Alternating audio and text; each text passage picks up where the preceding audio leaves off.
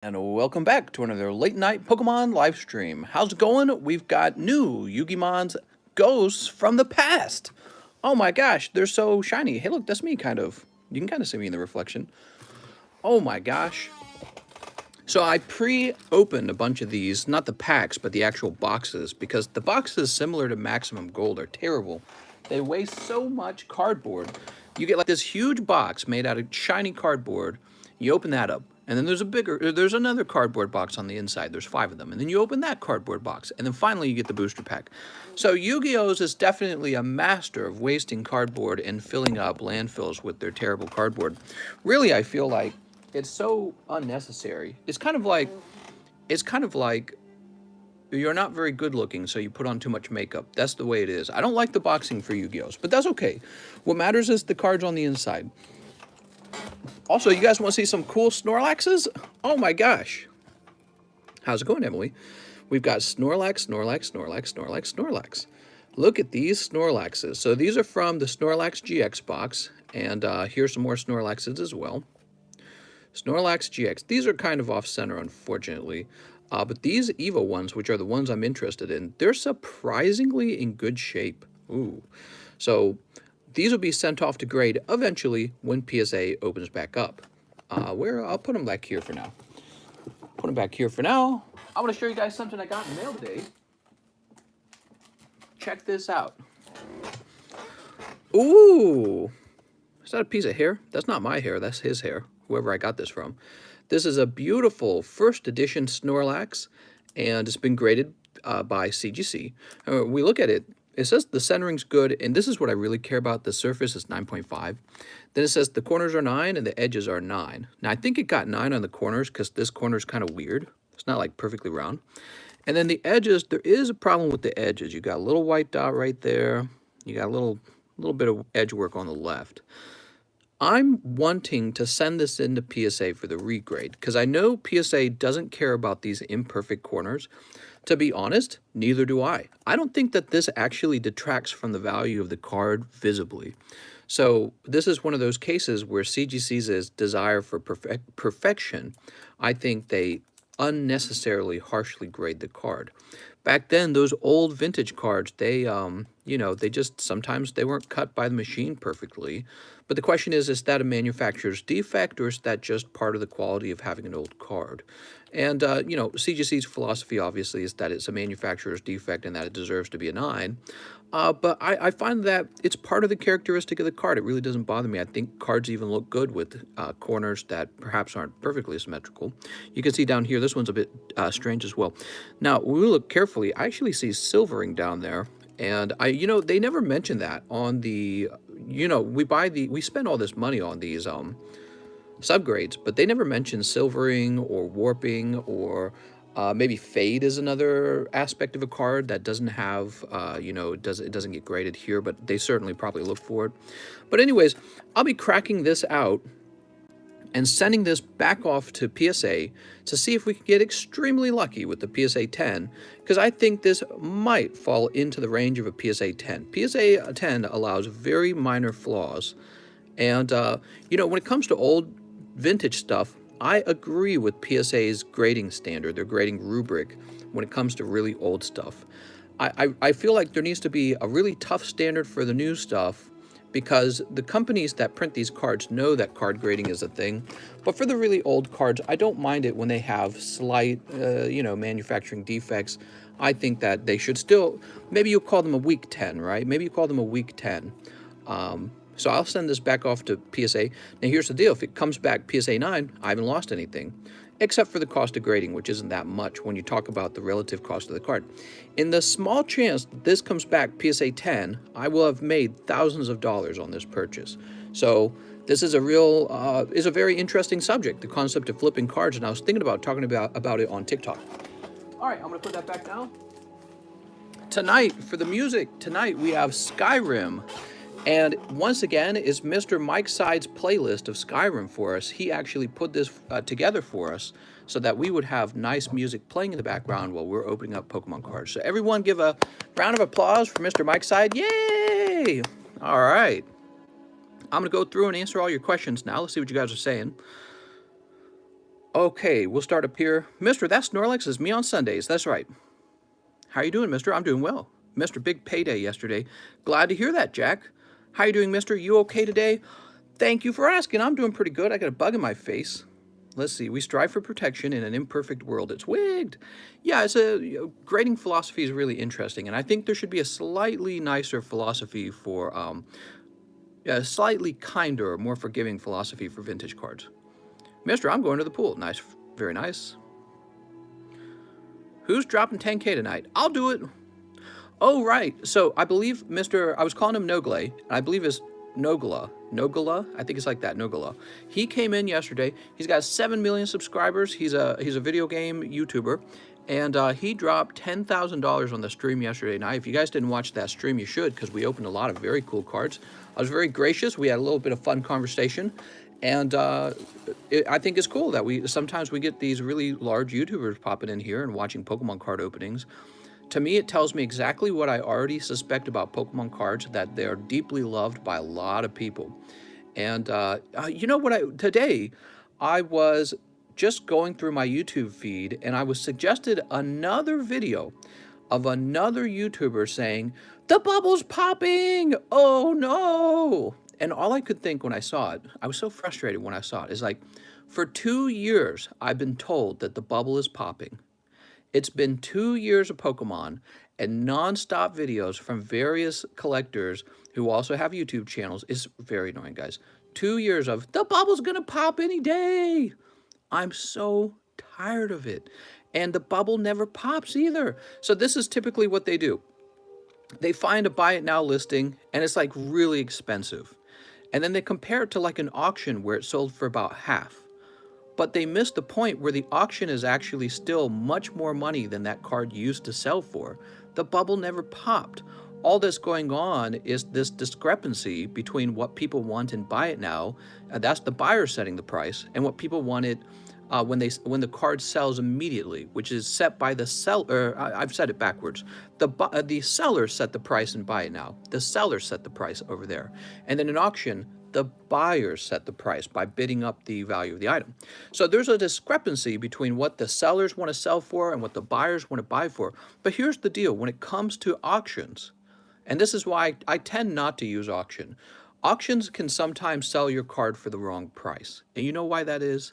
Is because you have to have the money to buy that card today at that minute.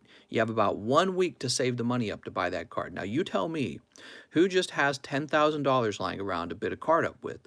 So sometimes in auction, you will see a card worth maybe about $10,000 by now, sell for about $5,000 in auction. Is that new? It's not new. It's been happening for like 2 years. The bubble never popped. These guys they're trying so hard to suggest that they've come up with this brilliant observation of the market that the bubble's popped. And meanwhile, I'm over here still buying up items and wishing that the bubble popped. I constantly wish this supposed bubble would pop so that I could buy a nice collection. And if these guys really believe the bubble popped, why haven't they sold their collection off? You think the bubble popped? Go sell all your Pokemon cards then. You think the bubble popped? Go sell your Charizard off. The bubble hasn't popped. They still want their collections. All right, let's start opening up some cards. I'm so tired of it, man. The bubble's gonna pop. Has the bubble popped? Question mark. Not clickbait. Yup, another video complaining that the bubble popped. Oh, but see, in auction, that Charizard sold for less money. Whoop-de, man. That's 2 years it's been doing that. These guys just don't know what content to make. I only list auction on my slabs now when I've accepted that I'm okay at selling at a potential discount. Well, yeah, exactly. When you put an item in auction, the risk with auction is that it might sell for less than what sellers are asking for. And the real weakness of auction, and I said this earlier, the real weakness is that you have to have $10,000 just laying around to bid up that item. A lot of people don't have $10,000 lying around. So if I ever have to go and sell one of my favorite cards, I'm not going to put it in auction, honestly. I'm just going to put it in buy it now. And some sellers really want their money right now, and so they're willing to accept a lower price for that. And that price is set by the buyers, not the seller. So is there a discrepancy between what the buyer wants and what the seller wants? Of course there is. That's how it's been the entire time. It's always been that way. All right, let's see. We're going to open up all the Pokemons tonight. Are you ready? We have Jared Sigmund, who made an order at 725, and he says, "Give me that Tifa." I believe Jared Sigmund did a pre-order. Let me just double check. Tifa. Yep, it looks like he's ordered 2 Tifa booster packs before the live stream started. So let's go grab 2 Tifas. How's it going, Mikey? You guys see all these Shining Fates on the table? I had to open some Shining Fates ETBs because I've been running out of ETBs. The best people are the ones that say they're waiting for the bubble to pop so that they can buy cards. All those people that are waiting for that, if it does pop, all those people will make it go back up again, says above expectation. Well, it's all about greediness. It all is about greediness. The truth is, they're sitting back doing this, hoping that the bubble will pop. And part of hoping that the bubble will pop is about almost like subconsciously willing the bubble to pop. Everyone wants it to pop so that they can buy in, but it just isn't really happening. I've been watching the market the whole time. Every day I check. Every single day I check because it's my job. Ooh, nice, man. You got a holographic legendary. It's my job to keep an eye on this stuff.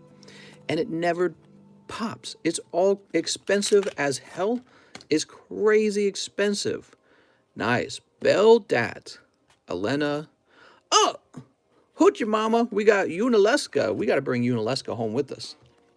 So I've been watching that market, the card market, for a long time. And it blew up. And it has slowed a little bit. It's not jumping up as high as it used to be jumping. But that's actually perfectly normal. Like Bitcoin, you know, at some point, Bitcoin's going to slow down a little bit. It's based on how much money everyone has and how many new people join. And the thing is, in order to drive the cost of the cards up, time actually has to pass. So it's not like there's some infinite number of money in the world to buy Pokemon cards up with, which is why the Pokemon cards can't jump up in price at the same rate all the time. And so the idea that the bubbles pop because 1 or 2 cards sold for less than you expected, it's such wishful thinking. And for people who want it to pop, it's wishful thinking. But then for the content creator, really all it is a cheap way to make content that people click on. That's what it really is. It's a cheap way to make content that people are going to click on. And it's so dumb and so frustrating. If you really think the bubble's popping, you should demand that YouTuber to sell his entire collection off. And if he won't, it's because the bubble's not truly popped. He wants in. You know what I mean? All right, Mr. Jared, tell that next time you see a YouTuber who is claiming that the bubble's popped, tell him to sell his whole collection if he really thinks it's popped. And they won't. They'll never sell that collection off. There probably are some people who think there is a bubble. Those guys run off and sell their collection. Because that's what you do when you truly believe there's a bubble. You sell out so that you can avoid the bubble popping. You go, you know, and for those of you who don't know what a bubble is, basically it means items are way overpriced. Typically you need to borrow money to get into a bubble. But so the price is up here, and these guys who keep complaining about the bubble think that the price of Pokemon cards is about to do this. That's what they think is about to happen. Okay, so why aren't they all selling off their collections? Because they don't really believe what they're saying. Tell the next YouTuber you see who complains about the bubble, tell them to sell off their collection then. I'll buy it. Tell them to contact me. I'll be the one who buys it. They're lying. They know it's not a bubble, or else they would get rid of their cards. They don't really believe what they say. All right, Jared Sigmund is next. He says, give me the first 2 live custom boosters. I want a slab. You got it, mister. This is for Jared Sigmund. Now, the front of this booster box is the end of the previous booster box. Let's see how we do. So, oops, we've got Suicune. And, oh, look at this. We've got PSA 9, number 146. Jared actually did quite good here, huh? Okay. Wow. Jared actually put in 2 orders there. So, Jared, wait, what was it? It was PSA 9 what? PSA 9, number 140 something? What is that? Well, I'm digging for it. Give me a second. I've got so many cards, I can't find it. Hold on. I got way too many cards. Ugh.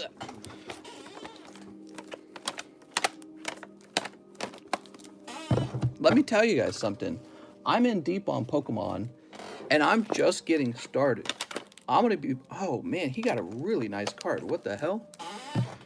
Woo! That's for Jared. Jared Sigmund. Wow. That's a really nice one. Jared Sigmund pulling PSA 9 Fossil Moltres. Okay. Congratulations to Jared. Hope Doge Day as well. Happy Doge Day. That's right. April 4th to 20th, people want to make today Doge Day, which I think is completely appropriate. Doge is up. Doge is the only, by the way, Doge is the only cryptocurrency that has recovered from the other day when it all dipped about 10%. So Bitcoin has not recovered, Ethereum has not recovered. Somehow Dogecoin has. And that really surprises me because Dogecoin is inflationary. What that means is that crypto miners can mint as many Dogecoin as they want over time. Now, maybe there's like some natural bottleneck to that, like maybe they need the equipment. I don't know. I don't know all the technology behind it. Man, this looks really good. But he says, what makes it not 10? Oh, great question. It's got to be something. It looks really good. Send it back. Maybe it will come back 10. Who knows? Send it to TCC Grading. I hear he goes light. He goes easy on the vintage stuff. So Jared with the J. Here we are. Anyways, Dogecoin has recovered and returned to 40 cents per Dogecoin. No, not 40, 0.40. Sorry about that, 0.40. And he says, dents on the back. Giveaway channel. Oh, let me unlock the giveaway channel. Sorry about that.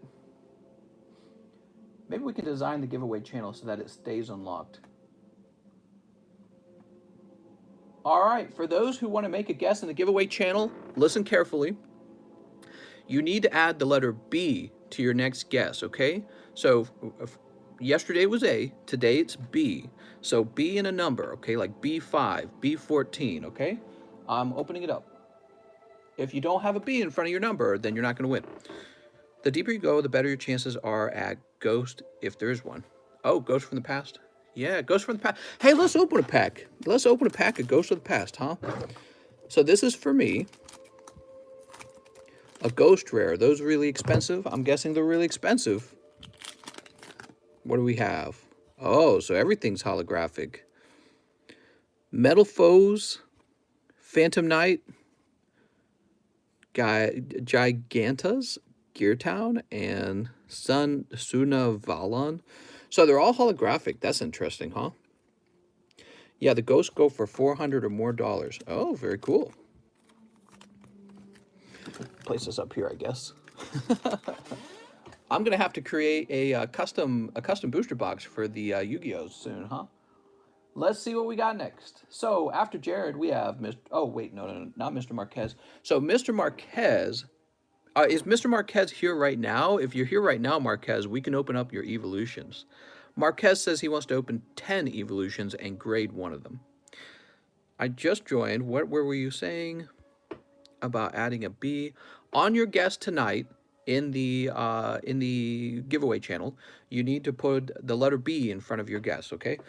All right, Mr. Marquez is here. Let's do it, mister. So we want 10 of these. 1, 2, 3, 4, 5, 6, 7. I like that one. What? Well, 7, 8, 9, 10. So there's 10. And I'm going to try and find you a nice pack real fast. I like this one. All right, so that one's going to be for you, Mr. Marquez, to be graded, as you requested.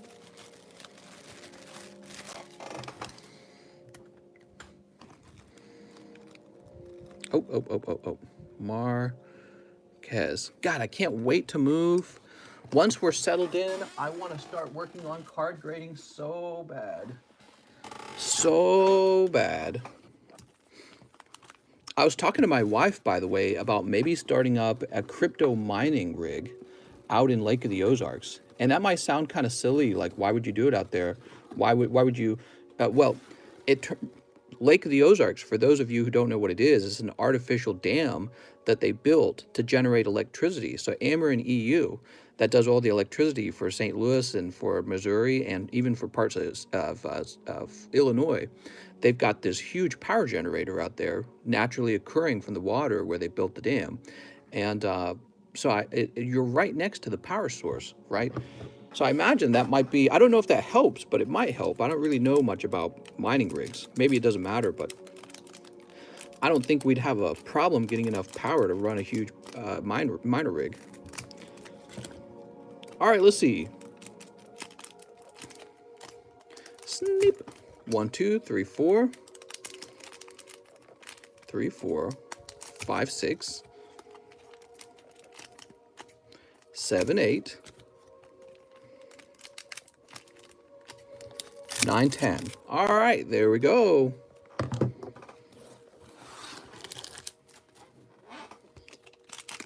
Pack number 1. Oh, starting out with Venusaur Revive. Very nice. Pack number 2. We've got Vulpix Reverse Holo. This is for Mr. Marquez.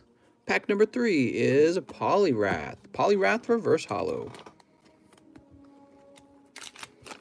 Next pack, we've got, oh, there you go, Marquez. We knew there had to be a nearby Charizard. That was the right time to be opening the packs. He looks really clean. I am seeing some sort of hairline scratch down on that corner. No way. Oh, mister, you might be super unlucky. You know why I'm saying that? Oh, there we go. All right, there is a faint print line right here. Oh, you can hardly see it even. There it is. Can you see it? So it does have a print line. And I was going to say, the reason I was going to say you're really unlucky is because I thought there was no print line on the card. And that this little hairline scratch in the corner was going to be the only thing stopping you from having access to that 10. Because they might give you the 10 despite the off-centering. PSA is known to do that, but that little hairline down here will block it. However, I do see a hairline scratch right there too, and that's going to be a print line scratch. However, I think that Charizard definitely has a shot at a 9. What do you guys think? So it's still a fantastic pull. You guys know the Charizards as a 9 right now sell for about $900, and who knows what that card would sell for in even just one more year. Mega Pidgeot, all right, Mega Pidgeot, very nice. Your pulls have been very hot, mister. Here's Weedle. Okay, Weedle.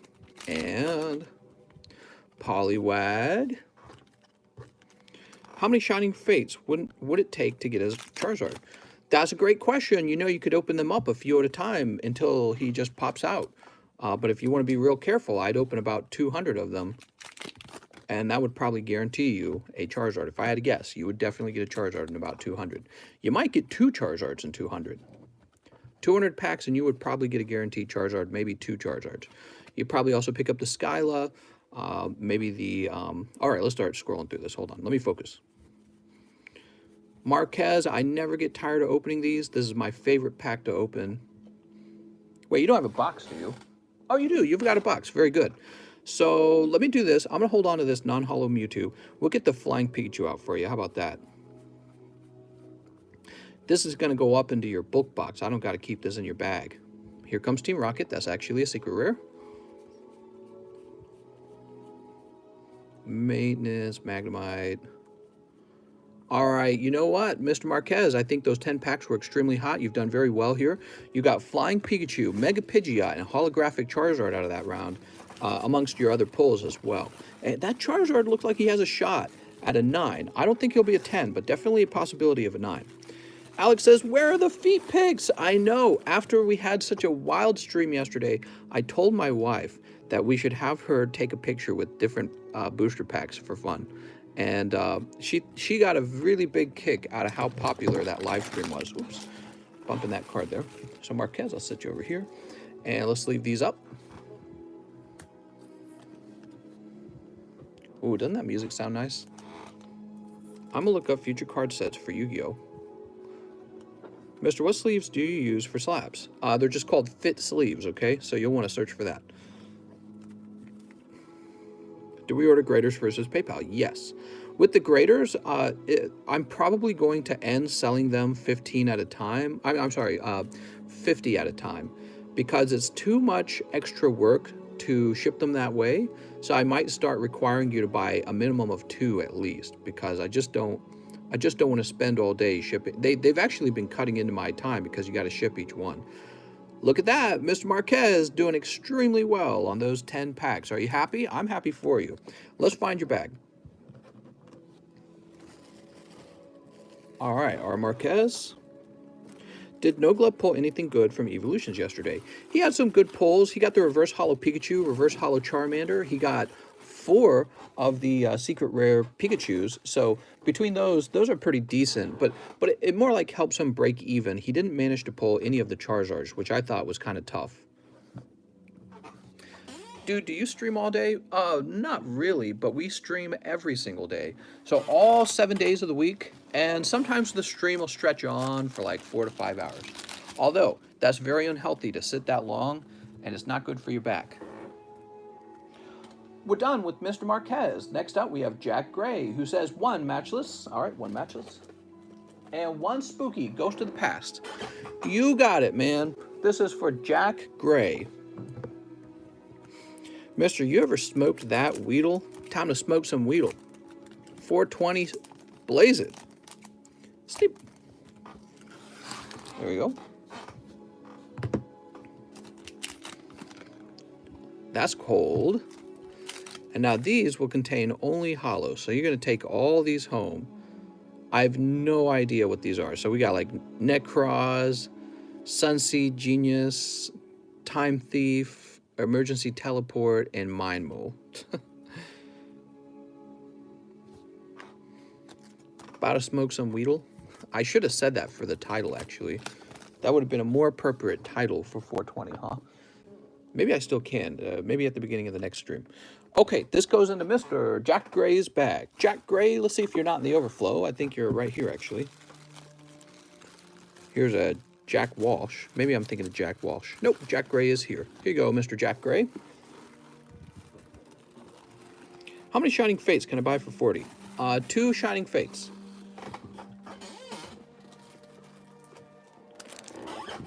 Put some more of these up on the table so it looks a little more even. Oops, oops, oops, oops, oops, oops. No, no, no, no, no. No falling over. Also, let's kind of push these over to the side. There we go. I had somebody's bag disappear, unfortunately. I can't find his bag. He had like 4 cards in it, and I'm hoping tonight we'll run into it. They were really simple cards. They weren't real valuable, but I wanted to try and find them. Brian Kranis is next. Hello, Brian Kranis. Brian Kranis says 1 custom booster. All right, Brian with 1 custom booster. All right, you pull a tag team. Then he wants 4 matchless fighters. You've got it, 4 matchless fighters. Matchless fighters still being very popular on this channel. I need a new bag. Thank you, Brian Kranis, for letting me know that you need a new bag. All right, here we go. Are the fit sleeves called perfect fit sleeves? I mean, yeah, sure. Just go for it. You know, I've bought multiple brands of them. They're all essentially the same thing, okay? As long as you're buying the ones that are fit, you're going to get the same thing I have. They're not like some special crazy product that's hard to find. All right, here's Ninetales. Ooh, Ninetales. Oh, Mister, pulling secret rare carrot in your 4 matchless fighters. Very lucky, Mister. That's great news. And cool. Cool. That's for Mr. Brian Kranis. He said, new bag. You get it. You got it. Mister, I only have $40 to spend on Pokemon a month. What do you want to... Your parents got you on an allowance, Mister? Mister. You got to up that to about 400, Mister. What are you talking about? Brian Kranis. Ooh, Brian. I didn't know you were into Karens. Jeremy Helmstetter says 3 live custom boosters and 6 matchless fighters. Now that's probably the wrong time. That's a little unlucky for you because that's the wrong time to be picking up some matchless fighters right after the other guy pulls the secret rare. But let me mention this. There is a chance that there's also a hyper rare in this box. So hopefully there's also a hyper rare. Let's see what you get. You got a large order here. 3 live customs. What's going to come out of those 3 live customs? We've got Zacian. Oh, PSA 9. And Natu. Look at that Natu. He's so cute. So you didn't think you were getting anything out of the live customs, but you were wrong, mister. 182. Let's find out what that is. Okay, it's nothing too wild. It's just a toxicity. I guess that's better than if it had simply been cold. 182. We got a lot of PSA 9s and 8s that'll be flooding through the live custom booster box as we eat through them because of that big PSA return we had. Okay, Mr. Helmstetter, Jeremy.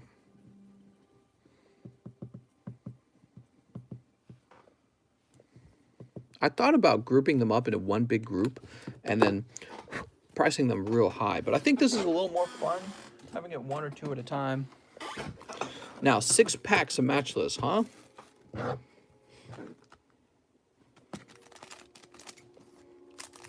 Sneep. Sneep.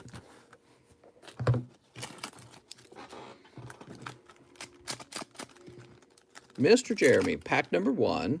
We've got Zapdos. Pack number 2. Urshifu, pack number 3. Inteleon, pack number 4. Cold. Pack number 5. Pack number 5 is Thundurus. And pack number 6. Blaziken, all right. Zapdos Blaziken. Mister, yesterday's Feet Pig stream was epic.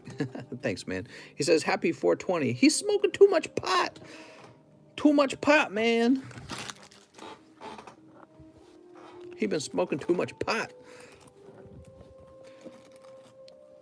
Okay, Jeremy Helmstetter. He says, I have a bag. Let's go find Jeremy Helmstetter's bag.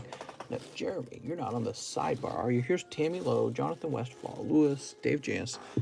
Just checking to make sure you're not on the sidebar. So we'll check here now. Joshua, Jonathan, Jonas, Johnny, John. Oh, I'm looking at the wrong box. I'm sorry. That's the J.O. box. Jeremy Helmstetter. You got a fresh box, mister. Fresh bag, I mean. The way you say pot makes my bell sprout tingle. Oh my God. Next up, we got Jonathan Westfall, who says, hello, I'd like 2 Evos for Ricardo Marquez. Really? You're going to get 2 Evos for him. I see how it is. 2 Evos for Marquez, but none for me, huh? He says, also 50 card graders along with live shipping on my bag for myself, says Jonathan Westfall. Mr. Jonathan Westfall, ready for that live shipping and 50 card graders. I gotcha. So let's see what Mr. Marquez gets. Ready, Marquez? That's a $60 gift to Marquez. Here's Poliwag. It would be Poliwag on the gift. I swear to God, gifts on this channel have never been too wild. Oh, but this is actually pretty good. Mega Blastoise. All right. Mega Blastoise. Full art. That is actually a big pull.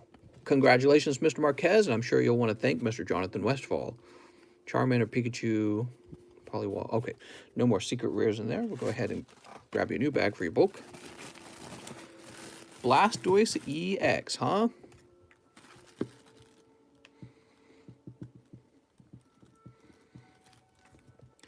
Whoop. Oh, you know what I didn't do today? I did not check my Instagram. Noglay was saying something along the lines of that he wanted to donate some of his cards. We got to figure out exactly what he meant. I think he should just keep them all. That's what I would do. Keep them all and get them all graded up. So here we go. We got Jonathan Westfall. And you got a lovely bag, Mr. Jonathan.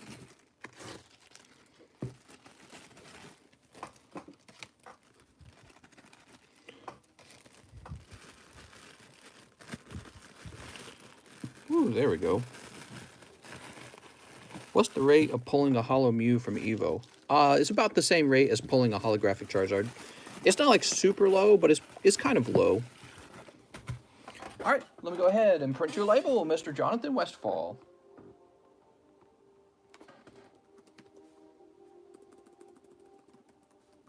Oh, here we go, Jonathan Westfall. Print. You got all the COVID vaccines. I'm inevitable. Oh my God.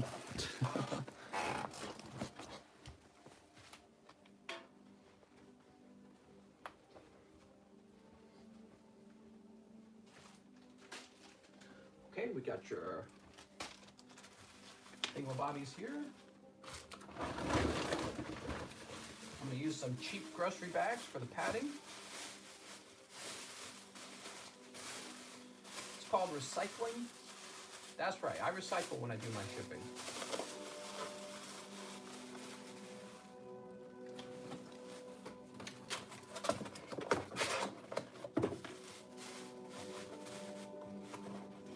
Here comes the tape.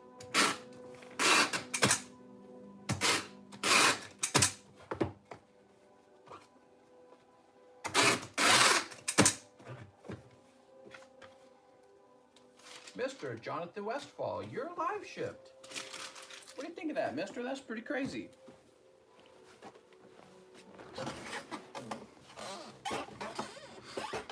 Let's see who's next.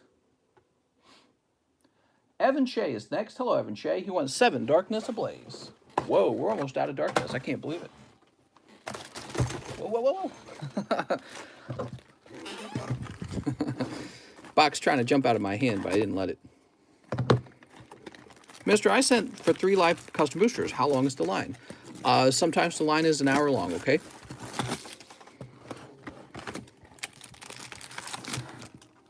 One, two, three, 4, 5, 6. One more for Mr. Evan Shea.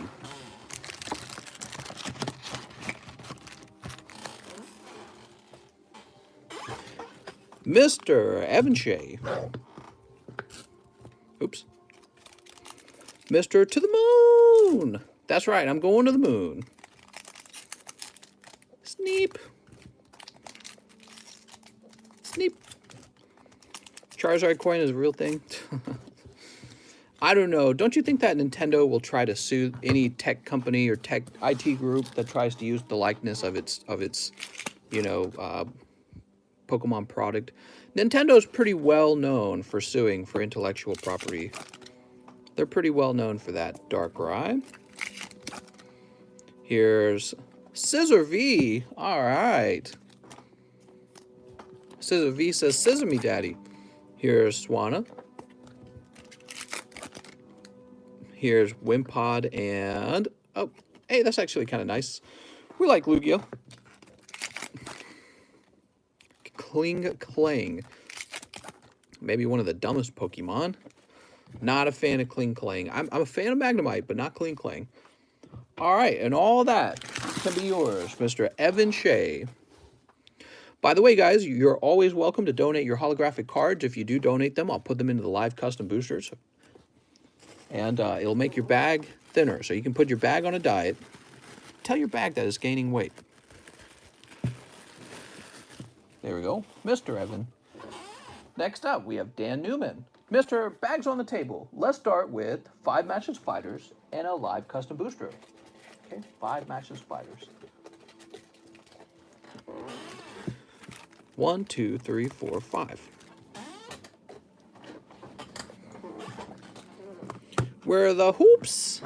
Where are the hoops? Sneep. Eddie Petty says, I can't carry this whole stream on my own shoulders. Did you see the video PokeRev did on the fake boxes being mass-produced? I did not, but I probably would agree with him on the subject. Counterfeit product is a very serious subject right now. Oh, Hatterene. Nogala was asking me last night if I'd be open to selling one of my vintage boxes, and I want to so badly, but the risk of it actually being fake kills me. The risk of, like, the next box I buy to replace it being fake kills me, is what I mean to say. So it's a very scary time right now. Dan Newman, because it's not like the Wizard of the Coast shrink wrap when I see that, it's actually not that complicated of technology. It really is not. All you need is a shrink wrap company that can paint a little logo on, and then you will get a very precise measuring device and measure the logo and redesign it in a piece of software. You could probably take a picture of it and redesign it. So I don't think the boxes on the market today are safe from being counterfeited. You might be buying a fake box even with that wizard logo. You don't want to be the first guy to find out you have a fake one. So it's a scary time. Scary time. That's why I think that being in a box break is the benefit of knowing that the pack, the person doing the box break is responsible for the pack being authentic is really, it's important. That's what I'm trying to say. Make sure whoever you're buying from is reputable.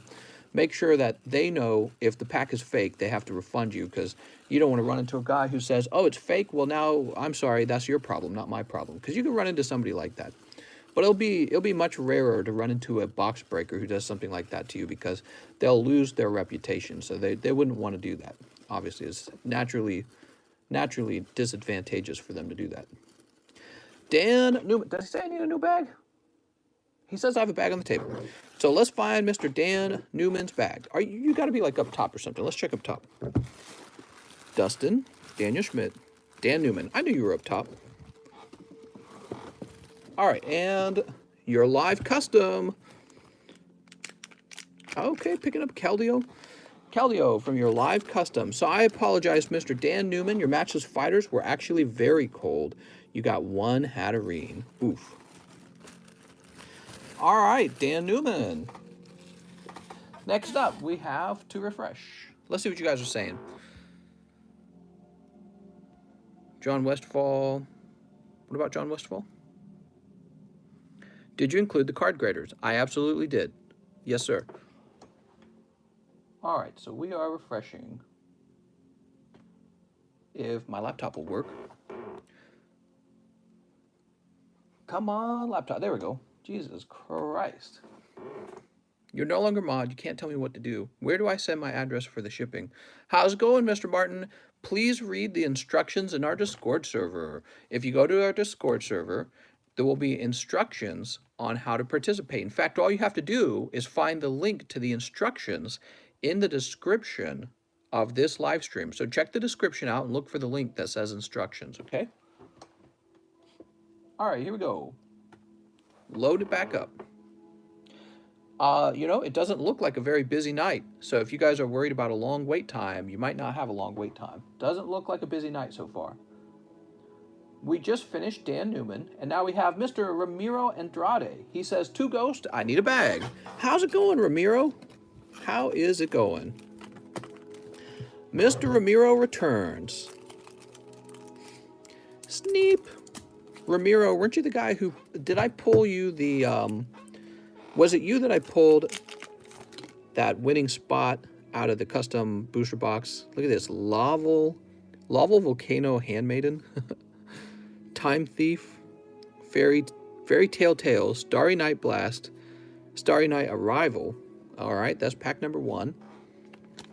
So they're all hollow, huh? Pack number 2. We've got Hieratic. I think it's Hieratic Dragon. King of Autumn. Time Thief Redoer. Danger Thunderbird. Metal Foes Counter. And Raid Raptor. Okie dokie then. I've no clue with these cards. All I know is that I've seen Dark Magician on the outside of the box, so he must be in the box.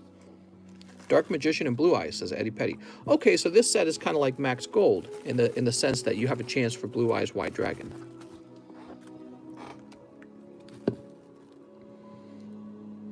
Ramiro and Andrade. There we go. New bag. Let's put it up in the new bag box. Now we've got Connor Gillespie, who wants one live custom booster. Boop. Oh, Connor. It says PSA 7, number 89. What? What? Nuh-uh. All right, Mr. Connor Gillespie.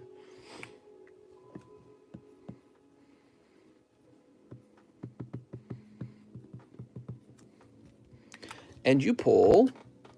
you pull Vintage Muck. He does have a nice swirl, even if it's hard to see. It's right there. He has a... it is hard to see it. There it is. Can you see that? That's a swirl. So you've got Fossil Muck. It's only PSA 7, but you know, it's a holographic vintage card, so hold on to this guy. He'll probably keep moving up in price over time. Now we have Jose Soro, who wants 2 matchless fighters. The last 2 in the box, huh? So either these 2 have a hyper rare in it, or the box didn't have a hyper rare, one or the other. Now he says, I believe I have a bag still. Sounds good. Well, if you haven't requested shipping, if you have not requested shipping, then yes, you still have a bag. You must request shipping on this channel. That's how it works. I don't just ship out randomly. You must request it. All right, you got Articuno and a cold pack. Not too bad. You pick up an Articuno. I like that Articuno. Let's go find your bag. So we're looking for Mr. Soro. Ponce, right here, Soro. Oh, I see. You ordered live shipping. Look at that. You've got live shipping. So you can tell me that you would like that live shipping to go out anytime you want, okay? You just tell me and I'll send it out. You can tell me on PayPal by sending me a penny, and then in that message, just tell me you're ready. Nurses, what's up, Nurses? He says, hey, Mr. 6 Cosmic, only the hot ones. You've got it, Nurses, only the hot ones. Let me take a minute and try to find it first. We still got a mess over here from yesterday night.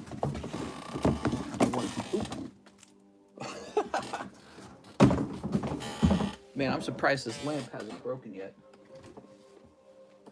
All right, where is my Cosmic? Here's some Cosmic. Do we have any new vintage box breaks? No, we're still going through the fossil set right here. So the fossil set's not actually done. 1, 2, 3, 4, 5, 6. Woohoo! All right. This is for Mr. Nurses. Good luck, Nurses. Love Cosmic. Jose says, please ship my bag. All right, he's ready to ship then. Set you over here for now. Sounds good, mister. Don't have PayPal. Mister, how do you get on with life? No PayPal. PayPal's the #1 online bank. I couldn't live without PayPal. I have PayPal since I was a little kid. Did you guys know that? Back when I was a kid, PayPal was relatively a new thing. You know how people are getting into all this Bitcoin stuff, and it's like, oh, it's all new and cutting edge and blah, blah, blah. When I was a little kid, real small, eBay and PayPal were new. And that was cutting edge back then. You were like, whoa, what are you doing, man? Yeah, I sell on eBay. Wow, that's cool. You sell stuff over the internet. Pretty interesting. And you had to have a PayPal account to do that. So back then, opening up a PayPal account was kind of risky. You're like, am I ever going to see my money again? Because nobody knew if you could have like an online bank account. That was like a new thing. All right, come on. Oh, yes, it's Guzman and Hala. Now you can have your circle jerk. All right, Guzman and Trevenant. It's Trevenant. We got an old man and a younger boy. What could go wrong? All right, there we go.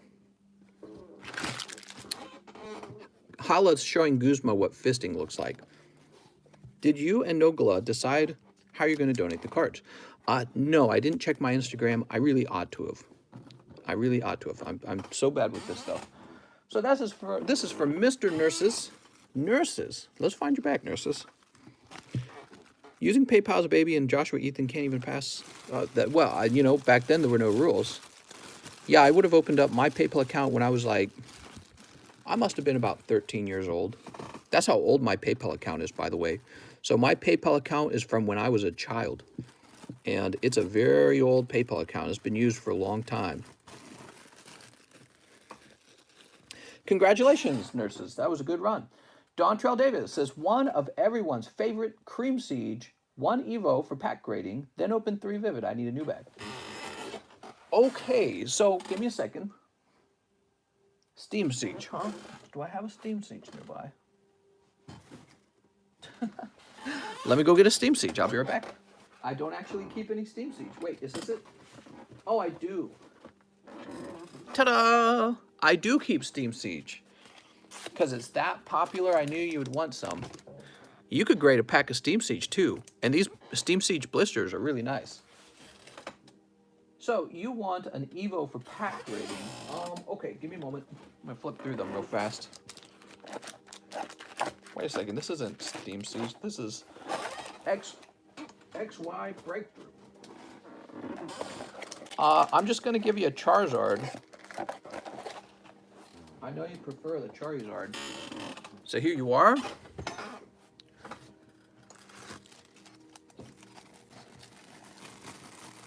How old? A bazillion years old. Dontrell Davis.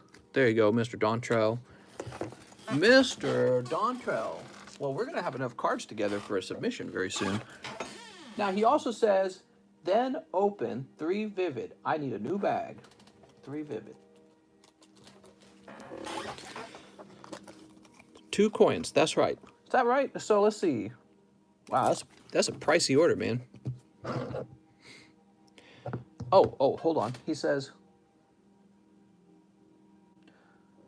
so let me get this straight. Both of those are for pack grading.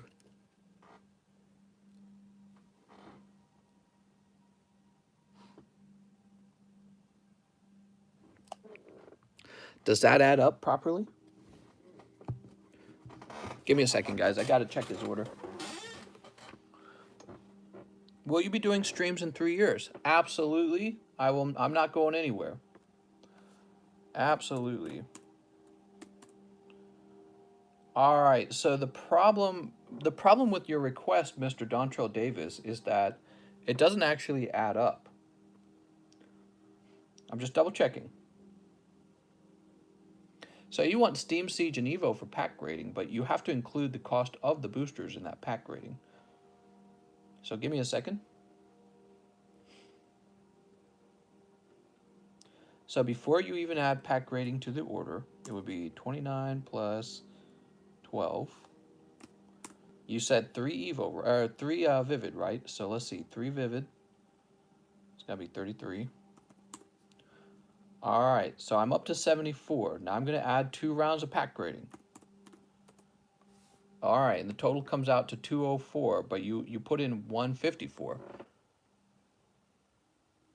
So, Mr. Dontrell, I'll give you some time to figure it out.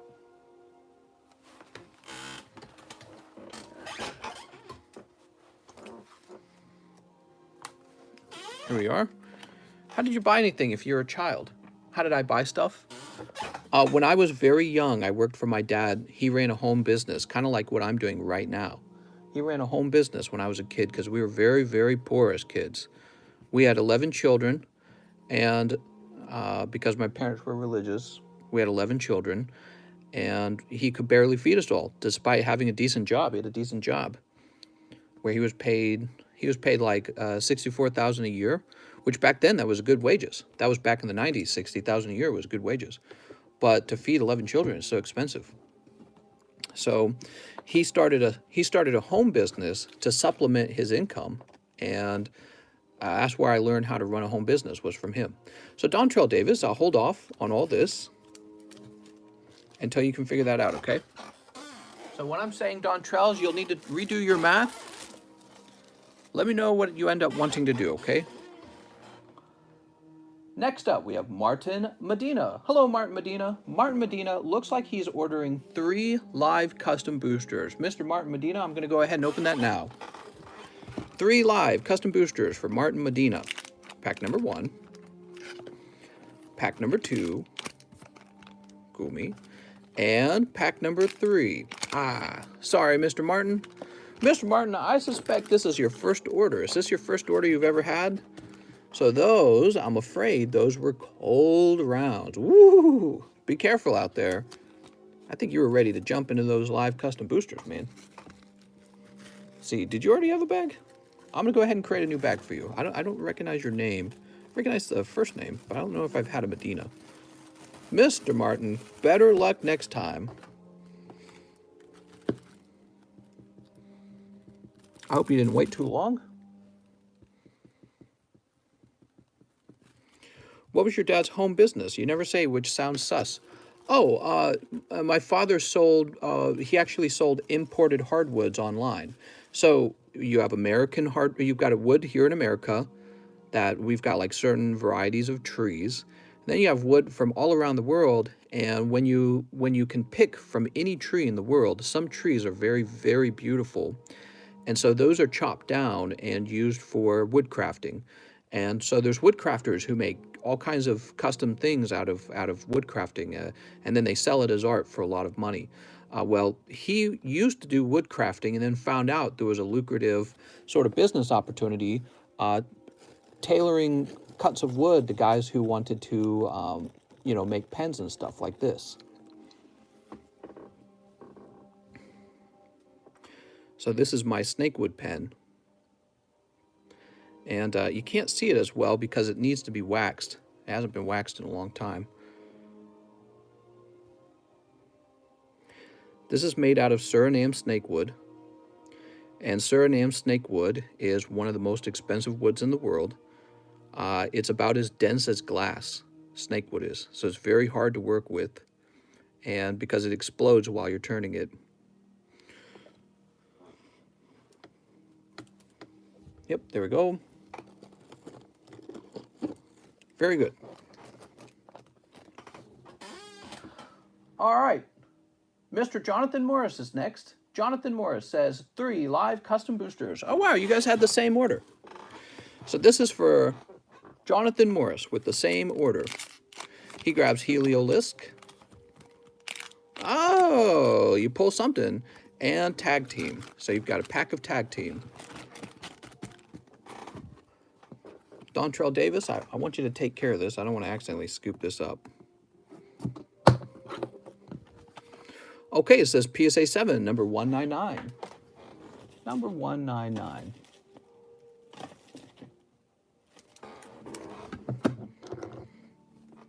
Okay.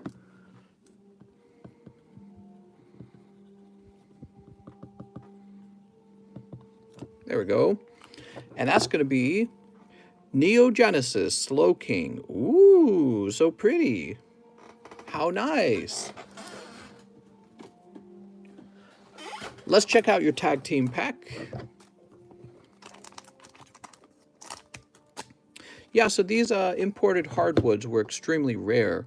And the issue with them is you had suppliers who would send the hardwoods to basically to businesses, and the businesses would buy the hardwoods, and then they would cut the woods up and sell it to individual woodcrafters. But they would charge so damn much because there was almost no competition at all. And so my dad was able to run a home business where he could be competitive. He would do the same thing.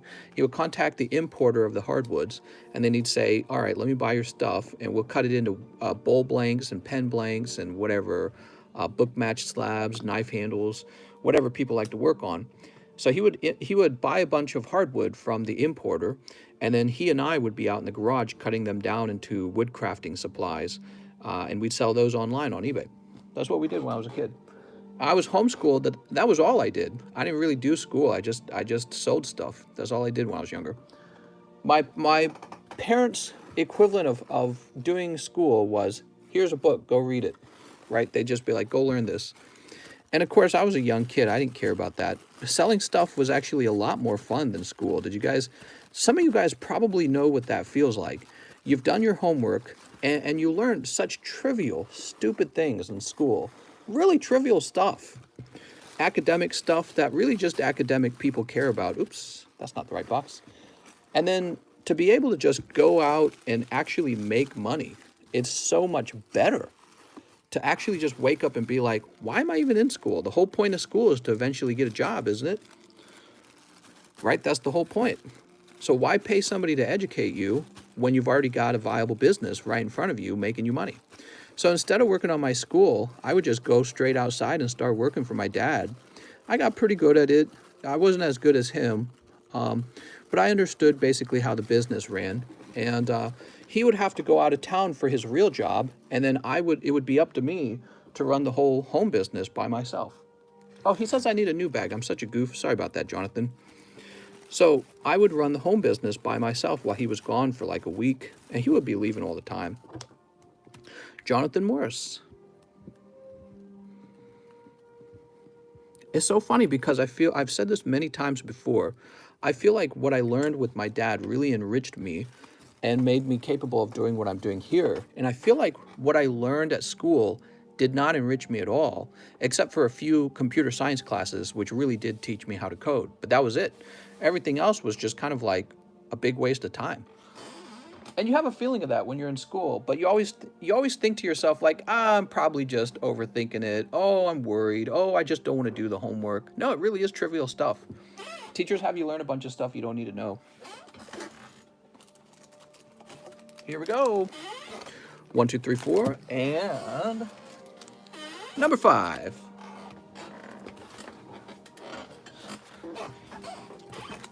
How many Dogecoin do you own? I own $2,000 of Dogecoin, although it's probably a little bit more than that now. Probably closer to like 2,500. I can't skip out on Dogecoin. It's the only crypto coin out there, guys. You shouldn't be buying anything else. All right, Adrian. Actually, that's a fun subject, crypto right now. Did you guys hear about Safemoon? So that's another currency that's coming out, and it's a cryptocurrency that basically, if you buy some Safemoon, when you try to sell it, you will pay a 10% fee when you sell, and the 10% fee is distributed to the people who are still holding. So Safemoon is basically a cryptocurrency that's been designed to punish people for selling and reward people for holding over a long period. I think it's an interesting idea. Some people complain that it's... Hold on. He had a book box. So, Mr. Adrian, I apologize for that, but you got no hits. You just got hollow cards. And let me go ahead and put this in a book bag for you so I can get it into your book box. So anyways, some people say it'll be the most speculative, crypto ever, and businesses won't use it, and blah, blah, blah, blah, blah. And then other people are bullish on it, and they go, oh, man, you're going to get so rich. It's designed so that people won't sell. You know what I mean? Of course, people are going to go into it. Next up, we have to refresh. Sweet. I'm refreshing. Adrian says, it'd be like that sometimes. Man, I'm sorry. Those battle styles, sometimes they're really tough, aren't they?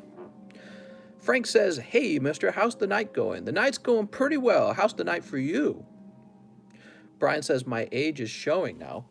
How old are you, Mr. Brian? Mr. Bri. All right, here we are, refreshing. We took care of Adrian. Adrian! Now we have Mr. James O'Brien. How's it going, James? Welcome back. He says, 100 TCC official card graders. Oh, thank you so much, Mr. James O'Brien. I'll get these shipped out right after the stream. You know, I've been selling them on eBay, and I kind of regret it because you give 10% to eBay. It's just such an inefficient way to sell things.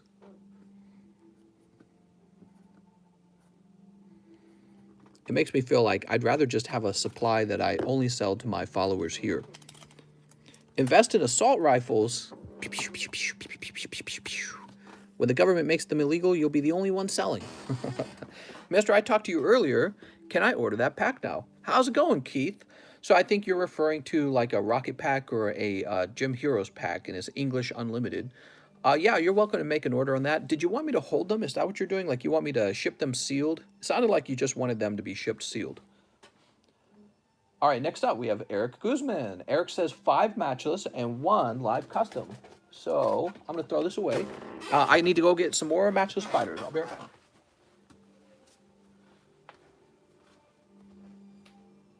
Kitty, what are you doing?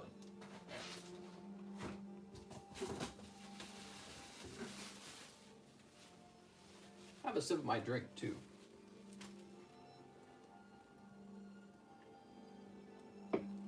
Oh, so good.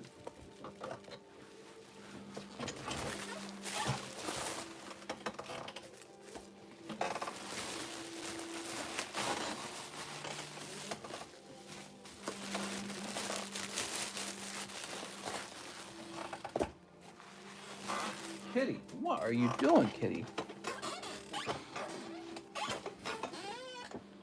5 matchless, 1 custom. This is for Eric Guzman.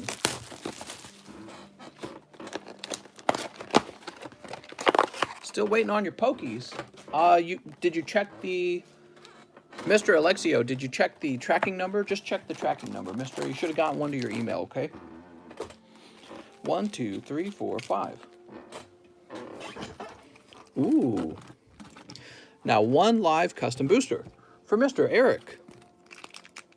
Eric picking up Golem and Rayquaza. Oh, you got a Rayquaza in there, man. He looks pretty clean. Let me sleeve him up for you. That's kind of cool. Now, let's trim this up.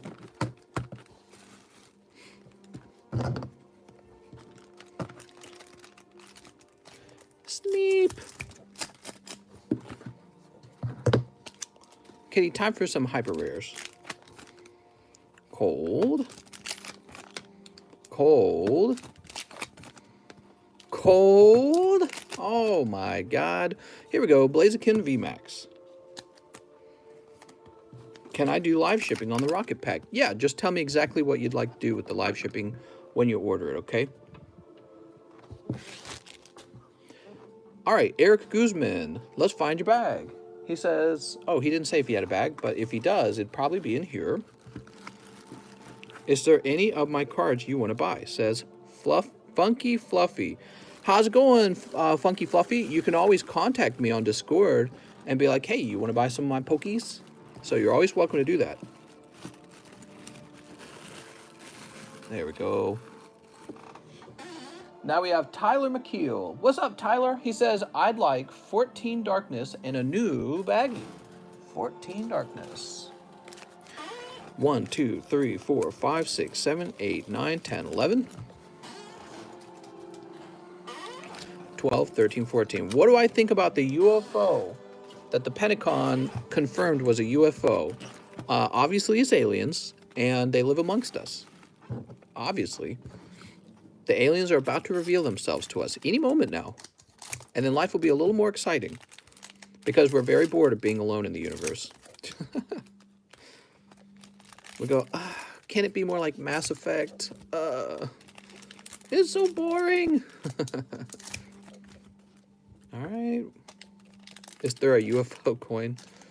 I want to invest in UFO coin. Sleep.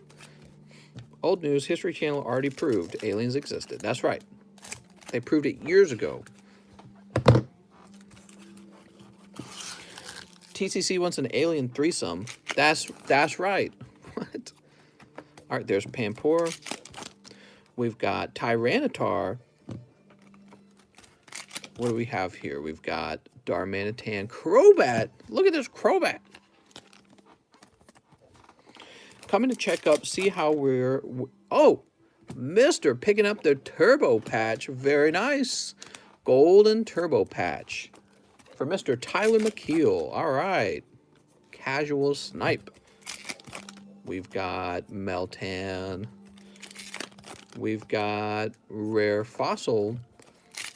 And, oh my God, guys. We've pulled 3 of these Charizards. Oh, Tyler. Tyler, you have no idea. I want to mention something, guys. These Darkness Ablaze came out of a sealed case, and we have pulled 3 Charizard VMAXs now. That was a hot case. That's crazy to me, because we've had cases where you pull less than 1 Charizard a case. That's right. You can have a whole case of these that do not even pull 1 Charizard. Here's Reverse Holo Lugia. You are doing so well right now, Tyler. You're way ahead. Tyler, you killed it. Charizard Lugia, Crobat Slowbro, and the Golden Turbo Patch, which is frankly, it's not worth a lot, but it's not valueless either. So very, very good pulls. Round of applause for Tyler Michael. Yay! Invest in Mistress Darkness? What? What are you talking about? We want to enjoy pokies. What are you talking about? This is the politics channel. Weren't you paying attention? This is where we talk about politics, especially the most controversial politics that will definitely divide us. Turbo Patch, Charizard, and Loogies. All right. all this can be yours, Tyler. So he says, I need a new baggie. Thank you for letting me know. It's so helpful to know if you need a new baggie, guys. All right, here's loogies. Tyler McKeel. Ooh. And we'll put this in the tea box. There we go. I'll human sacrifice Kevin Bacon for a corn chip bet. Everything there will be world peace without any wars. Mr. Above Expectations, I truly believe that we will never accomplish world peace. If humans ever achieve world peace, it'll be because the human race has died off. Next up, we have Kyle Brager. He says 2 evolutions. 2 evolutions. The existence of the human race is an existence of survivalism. And that's the problem. At its core, humans will always push on to survive. 1 live custom booster, Victini. Sorry about that, mister. All you got was a Victini the Weenie. He also says, I don't have a bag, but I do have a bulk box. You got it, Mr. Kyle Brager. We'll get you a fresh bag. Yeah, the problem is human existence, it's like we're built deep down inside. We're built to, what's the word, perpetuate maybe? We're built to perpetuate our own genes. And a human that lacks that desire to perpetuate their own genes will actually disappear. So if you could get all humans to stop desiring that, you could probably destroy the human race, right? And again, that's if you could get humans to not to want to reproduce for survival, which maybe we're close to that, by the way. I don't know if you guys ever thought about that, but maybe we're close to that. You get people who are like, oh, I'm not going to have kids because the environment or something like that. It's like, okay, bye, Felicia. You're out of here, Felicia. See you later. Millions of years of humans surviving for your glorious genes to make it all the way to 2021 for you to say, I might hurt the flying rock in the middle of space. I can't have children, which really I think is more like a cop-out. I think people who say that, they just don't want to have children. I think that was, it basically, their beliefs already align with what they wanted in life, which was to lay around and not have to have any responsibilities, which probably sounds very hypocritical coming from me because I don't have any kids yet. All right, Coughing and Nidorino. I don't want kids because I don't want to raise them. Now, at least you're being honest, though, Dalton. At least you're being honest. Because I think when people say, oh, but it's the environment, I think they're a little dishonest. I think they just don't want to raise kids. It's a lot of work, isn't it? It used to be that you had kids and the kids worked your farm, so you wanted to have lots of kids because your kids were part of your wealth. Now you just pay for them, and then later on they flip you off and make a bunch of terrible life choices that you really disagree with. All right, Kyle Brager, we're moving on to Jose Sanchez. What's up, Jose Sanchez? He says, hey, mister, let me get 2 XY breakthroughs. XY break... You said the magic words, mister. XY breakthrough. I was just waiting for that. Ooh. He also wants a live custom booster. I put an extra $1 to get that perfect number. I've got a box and a bag. Also willing to trade one of my Giovanni scheme if interested. If interested, oh, mister, what would you like for one of your Giovannis? I might be interested. Here's a Glalie. Everyone has to guess the minute in the stream when Mr. starts talking about Poke Politics. What? How much Battle Styles you got? I have a whole box if you're interested in opening up a whole box. Sneep. I got a whole box. Giovanni Scheme. And what do we got here? Hippopotamus. Oh, mister, I'm sorry. Nothing wild coming out of those XY breakthroughs. We'll pretend they didn't exist. Mr. Jose Sanchez, that was a little unlucky this time, but that's okay. You're still ahead with your two beautiful Giovanni schemes. You're the guy who had 2 of them, right? Jonathan Vo, Jose, Jonathan, Josh. Okay. Politics, everyone's favorite subject. Who here doesn't love to hear me get on a soapbox and tell you how all of my beliefs are the right thing to believe? If I can sound woke enough, will I change all of your minds? Did you even think this way? I bet you didn't. Jeremy. Is this J. Manuel? It is J. Manuel. Jose Sanchez. Where's your bag? Did we put you in the overflow, Mr. Sanchez? I bet we put him in the overflow. Wait, he doesn't say I need a new bag, does he? No, he didn't say he needs a new bag. Jesse Salinas. How do you feel about Russia moving on the Ukraine border? Honestly, I don't know. I don't know how I feel about it. I think I'm supposed to be super outraged by it. I'm supposed to be like, how dare Putin does this? He's evil. Interesting. I don't see your bag. I'm not sure if I'm in the overflow, says Jose Sanchez. Okay, I tell you what. I'm going to create another bag for you. You probably are in the overflow. This is bag number 2. You've got 2 bags now, Jose Sanchez. How's my mullet going? It's going well. I'm growing it nice and long. Mahasvara says, you got enough for 2 boxes? Mahasvara, you know it. I got enough for 2 boxes, mister. Jose Sanchez. Are you thinking about opening 2 boxes? Jose Sanchez. Put this here. What about China and Hong Kong? China and Hong Kong. Hong Kong wants to remain independent and democratic, and China, authoritarian China, wants to take over and be like, nope, you're just a part of China, and you belong to us. Whew, I don't know. It's hard to pick sides these days. It really is, because it's like, I really question what my principles are. You know what I mean? One of the things that's really changed in me over time is I don't actually feel like I'm rooting for democracies anymore. I don't actually feel very strongly about democracies either way. And yeah, so I just don't know exactly how I feel about things. Something I'm still thinking about. Somebody convinced me why democracies are so good. Next up, we have Alex PSX, who wants 1 live custom booster. It's not that I don't think democracies are good. Let me rephrase that. I like the idea of a democracy. I don't know if I believe we actually live in one.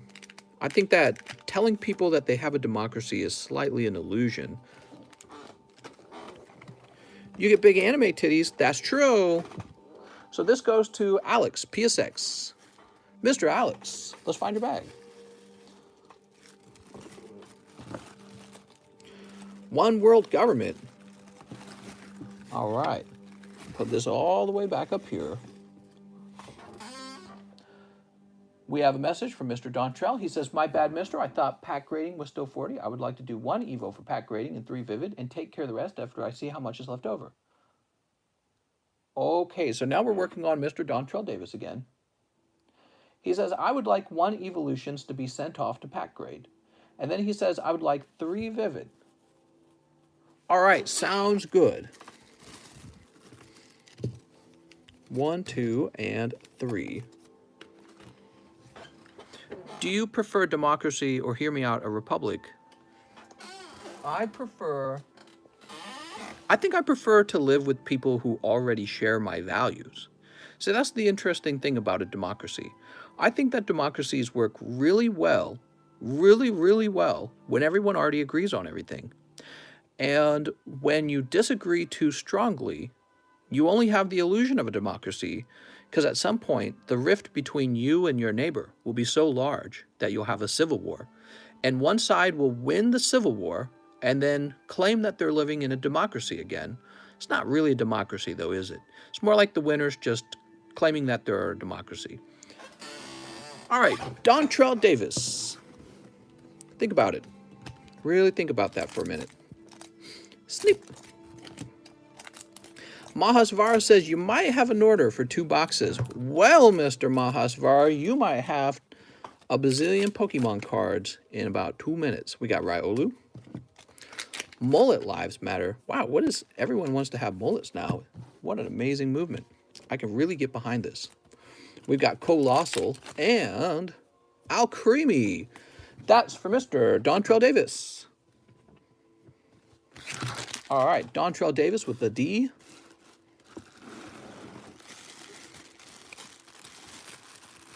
Devin, Daniel, Fergie, Damon,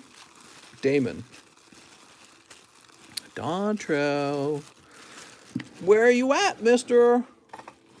Davis? I'm gonna find you. Dan, David, again. Dustin, Dez. Was it that you needed a new bag? I don't remember. I actually don't remember. Let me scroll back down to his earlier order. Ah, he does need a new bag. Okay, cool. So let me create a new bag for you. Woohoo! Pokies lives matter. Democracies appear to work, but they're actually just the winners of a civil war claiming that they're a democracy. It's not a real democracy if you hate each other so much that you go into a civil war. That is not a democracy. So I think that you have the illusion of a democracy, the illusion of freedom, and sort of like a moralistic, self-ascribed moralism. Hey, we're the good guys because we're democratic. Also, if you disagree with us, we'll go to civil war. All right, there we go.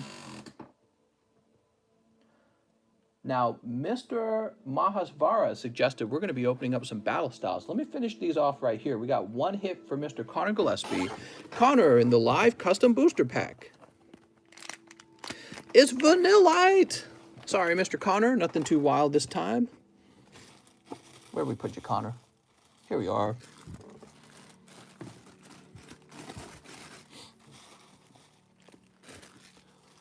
And Tyler Boyer, who says, hey, mister, can I do 3 darkness using the store credit for scratching my book box I bought last week? We chatted in Discord.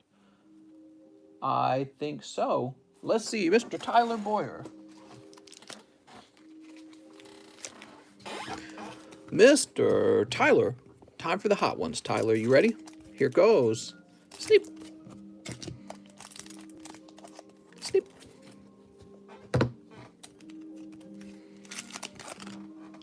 Here's Shelmet. And Butterfree. Look at this beautiful Butterfree. You guys ever notice he's got little fangs? He's like, what happens when this guy approaches your girl and goes roar? What you do? Here's Lugia. All right, we got a non-hollow Lugia. Congratulations. And let's go find your bag. Tyler Boyer. With the T. So we're going to check the T box. What is happening in the news tonight, guys? I heard that there could the Devon trial or whatever his name is.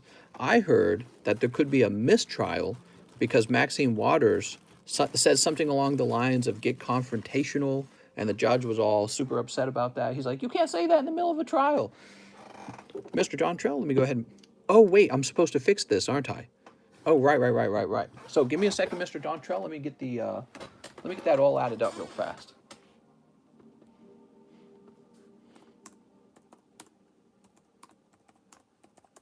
All right, it looks like it's going to be 54 minus 27, which is a difference of 27. So let me go in and get you a $27 refund.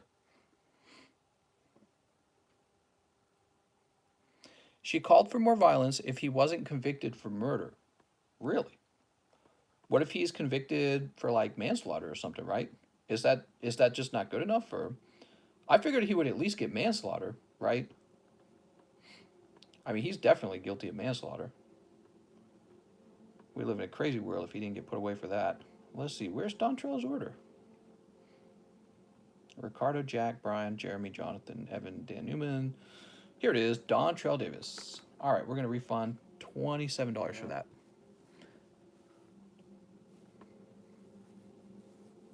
World War III, USA versus China versus Russia, the New World.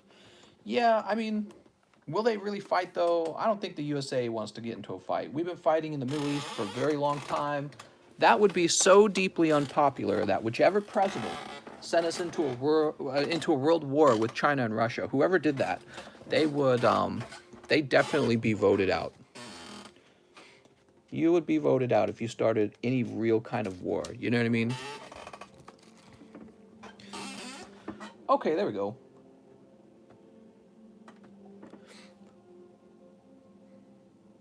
Murder 1 was never in the case. James O says, who's Maxine Water? She's a congresswoman who she tends to say controversial things. She's kind of been telling people to get sort of socially violent. She's done it in the past before. It's kind of hypocritical because she says things that you think Donald Trump would say, but she doesn't really get in trouble for it.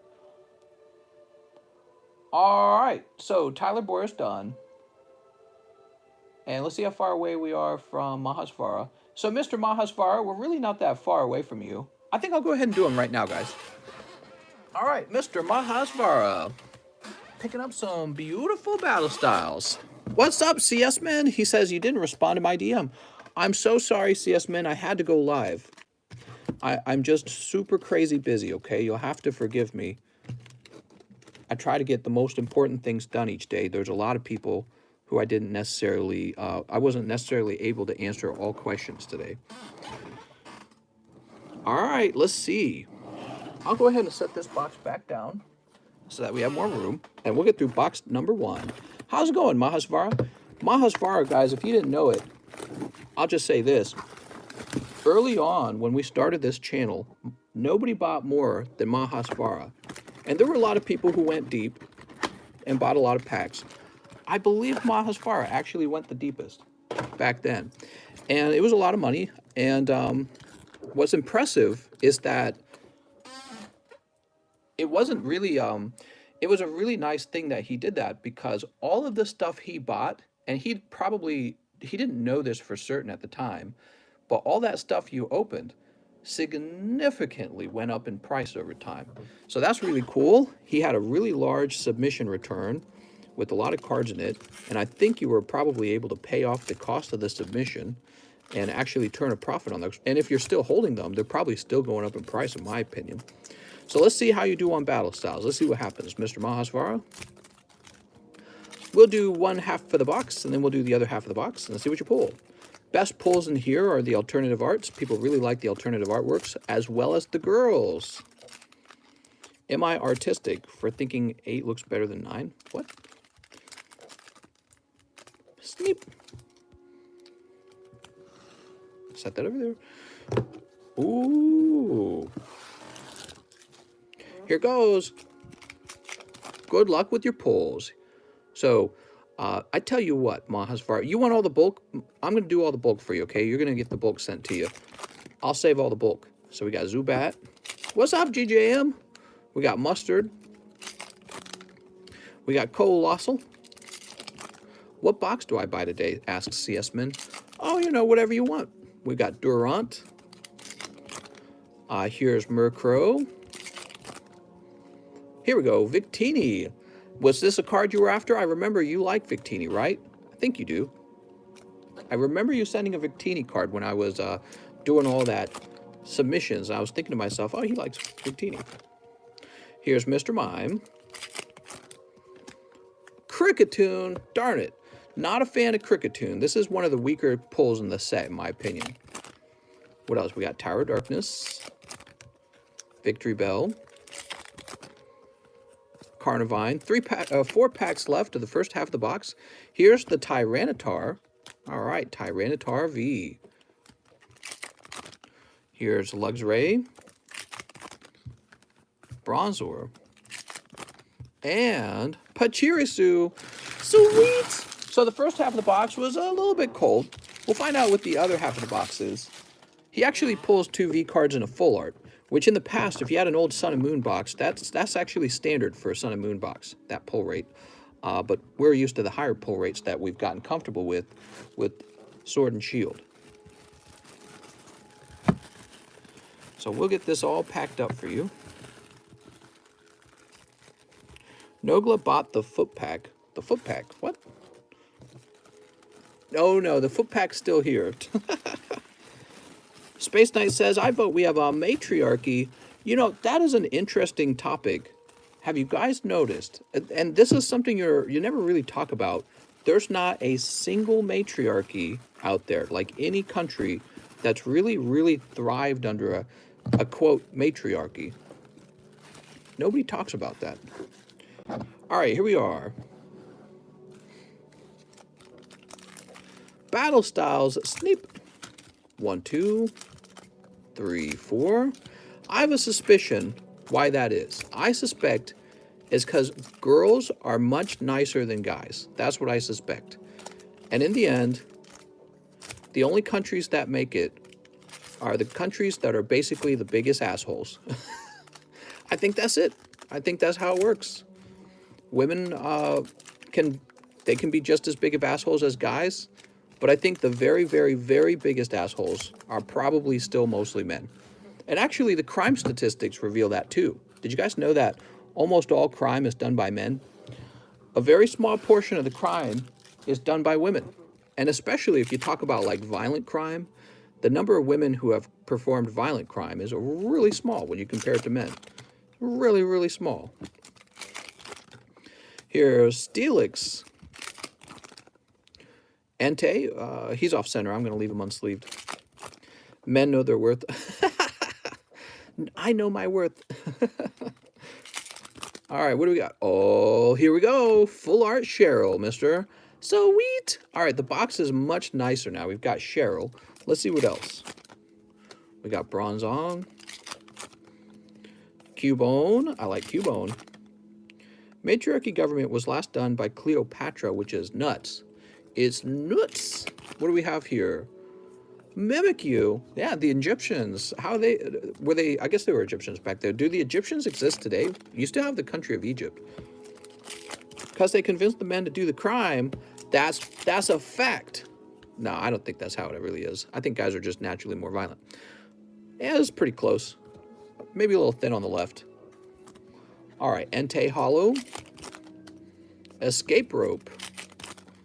Here's Flapple VMAX. Very nice. 3 packs left, I believe. Yep.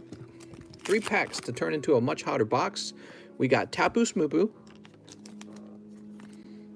Okay, Tapu Smoopu. Here's Sandaconda. And Horsey. Woo! All right. There we go. So hot. So very hot. The only crime I commit is stealing hearts. I blame it on the mullet.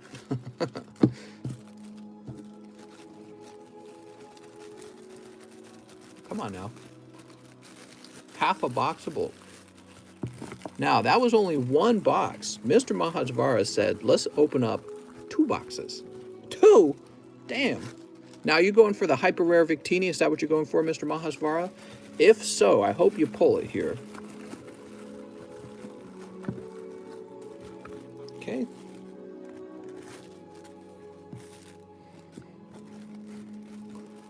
All right, there we go.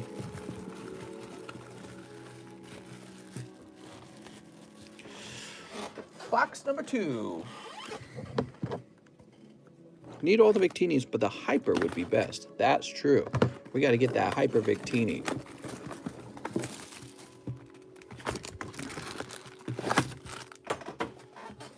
Mr. Mahasvar, it's so fun to have you back here doing some openings. Will I ever accept crypto? Yes, actually, if you go back to the Discord server and jump into the announcements, I said that I was trying to experiment with accepting Bitcoin, and I left my wallet available, the link for my wallet or whatever, and nobody actually sent me crypto. So I said what you should do is you should send me a small amount over and I'll give you store credit for it.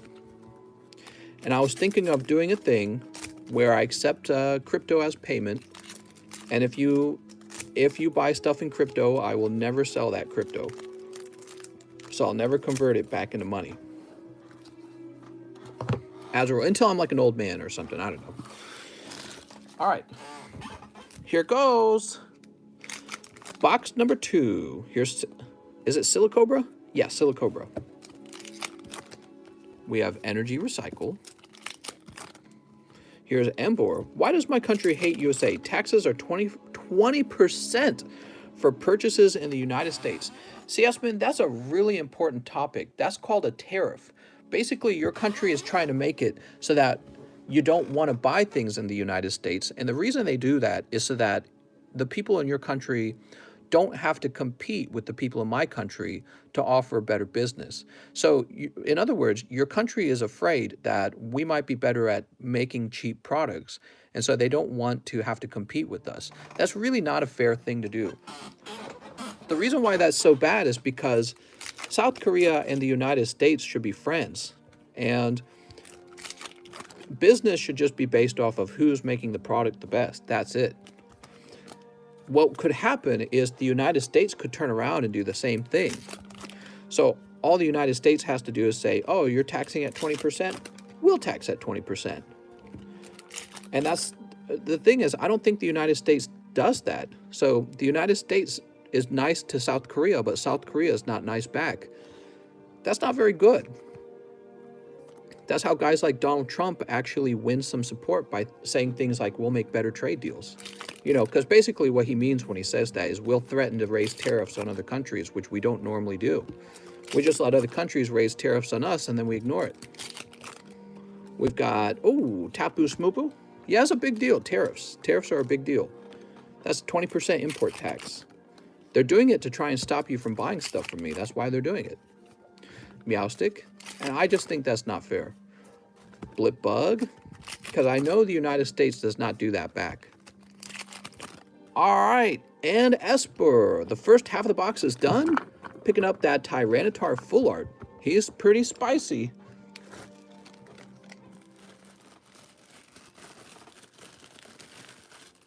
Oh, there we go. Roly-Coly. I thought Biden was going to fix all this stuff, says Butt Thompson. Well, you know, when it comes to like world trade, that's a very complicated subject, and I don't think he ran off of that. But really, I just think it's not very nice. It kind of shows you that we already are in a sort of war. It's a business war. All right, Roly-Coly. Look at that hot Pokemon. Set the book to the side. We'll clean all these packs off. So we got one more half of the box for you, Mr. Mahasvara. Let's see what we can pull for you. We're hoping for a hyper rare Victini for Mr. Mahasvara. I think silvering falls under edges. Oh, okay, good point, good point, good point. Yeah, that's fair. I think you're correct. That would fall under edges. Sneep. Sneep. Sneep. Come on, Victini. Is Roly-Coly one of your favorites? Oh, no, not at all. I was just being goofy with it. I think you're asking that because I accepted a Roly-Coly as a trade earlier. No, I was just trying to be nice to you. I knew that the Roly-Coly is not really worth very much, and he's not a favorite of mine at all. All right, here goes. We got Octillery. Here's Colossal. Manifest. Okay, we're manifesting the Victini right now. Woo! What's up, Russ? It's your boy Russ. He says, it's been a while. How's it going, sir? I saw y'all mention me. How's it going, Mr. Russ? Corviknight. It's Santa Russ. So Victini's now in here because we simply manifested him. Heatmore. Girder. Here's Kricketune. Here's Kricketune. Vivillon. Oops, Indeedee. Sadly, no Santa. That's true. Oh man, I'm sorry, Mahasvara. Rapid Strike Energy. I wish it had been a different hyper rare. That sucks, dude. Ah, man. How about this? What's this? Spoink. Here's, Urshifu VMAX. He's okay. I mean, I suppose there's still time for a hyper rare Victini to come out. We've got Corviknight. Okay, there's Corviknight. Tapu Bulu. Failings, 2 more packs. Cherubi, and come on, just per ugly. So the box really did say the super energy will be your hyper. Darn. All right. I'm sorry to say we did not pull a hyper rare Victini. All right, bulking it up.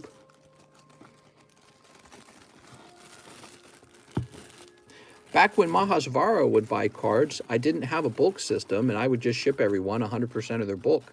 And it was terrible. I could barely keep up because it was so much unusual shipping. And every single box that had to go out was a bulk box. Every single order was a bulk order. So it was a wild time back then. I could barely handle it. Nogla really went off yesterday on the purchases. I know, he bought like $10,000 of cards. I was really impressed. And I said, I need to stock back up now. How many boosters will you open if I buy the large custom booster? What are you talking about? There's a total of 30 packs, if that's your question. Okay, let me set these to the side, Mr. Mahasvara. Mahasvara, sorry that you did not get the Victini there. Oof. Where can I set these where they will be safe? Probably set this here on the table.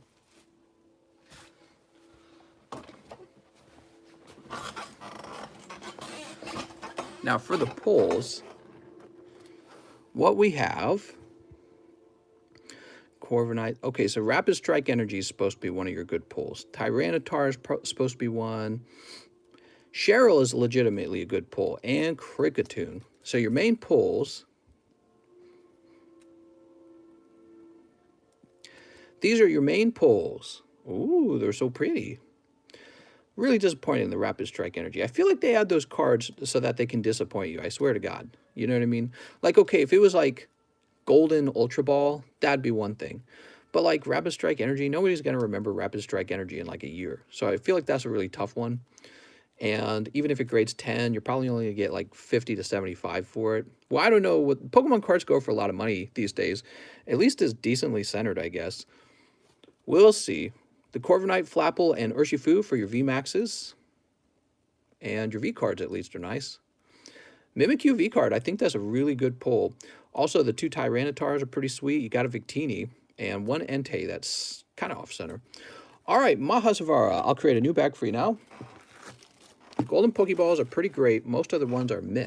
For the trainers, yeah, absolutely. I just wish they would make golden trainer cards that were more relevant. Snorlax, he's got a great ball, and he just renewed his membership.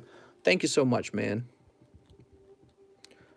If you guys are interested in becoming a member, it's $2 a month. Gives you access to all of the emojis, and you get a little Pokeball next to your name, Mr. Mahasvara. I'll place you in the M box. Actually, I'll place you up top in the M box. All right, you're up top.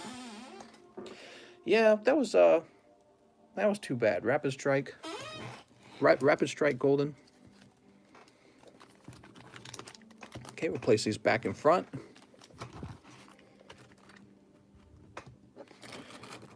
Yu-Gi-Oh! Ghosts from the Past is not selling out by any means, so we're not going to worry too much about having to restock that.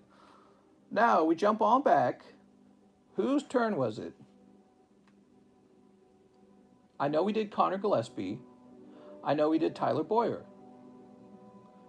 Here's Dan Newman. He says a few more, hopefully less cold this time. 10 Matchless Fighter. All right, so I believe Dan Newman has ordered 10 more Matchless Fighters. 1, 2, 3, 4, 5, 6, 7, 8, 9, 10. Mr. Dan Newman, are you ready for your 10 Matchless Fighters?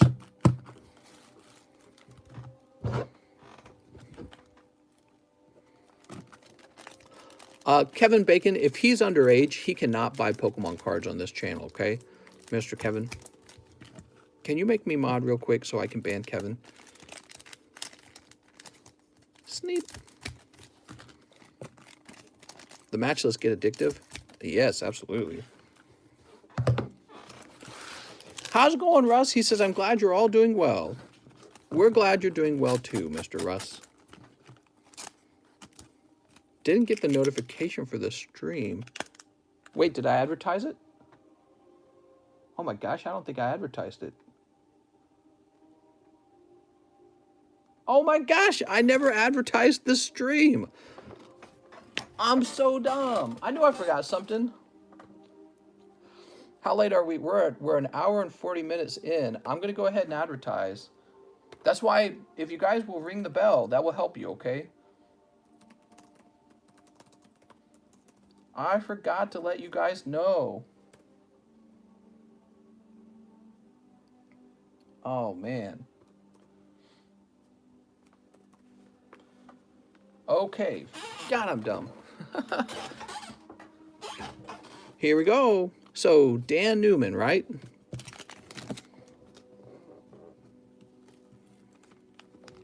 All right, hold on. All right, here we go. We've got Dracozolt. What is this? Dracozolt, pack number 2. Secret rare Dracozolt. Man, this is a Dracozolt live stream. That's cold. Cold. What do we have here? We've got holographic Hatterene. Here's Galarian Slowking. Ooh, Galarian Slowking. Cold. Urshifu. And cold. All cold. Except for these pulls. Woohoo! Mister forgot to ping. Spink! No! Not bad, Mister. 10 packs, 1 secret rare. All for you. Now, Mr. Dan Newman, where did we place your bag last? We placed it up top last? Dan Oldman.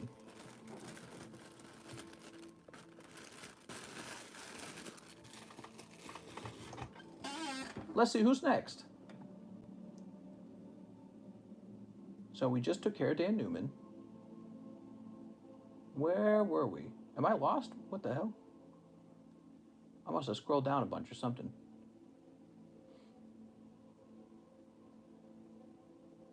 I lost my place, guys. Give me a second. Here it is. Is this it? A few more. All right, I believe this is it. Very good. Next up, we have Keith Ferber. What's up, Keith? He says, I want the sealed T-Rocket Unlimited. I don't want to open it. I want to collect it sealed. And can I have live shipping with my bag? You sure can. All right. You sure can. Give me a second. I got to find it.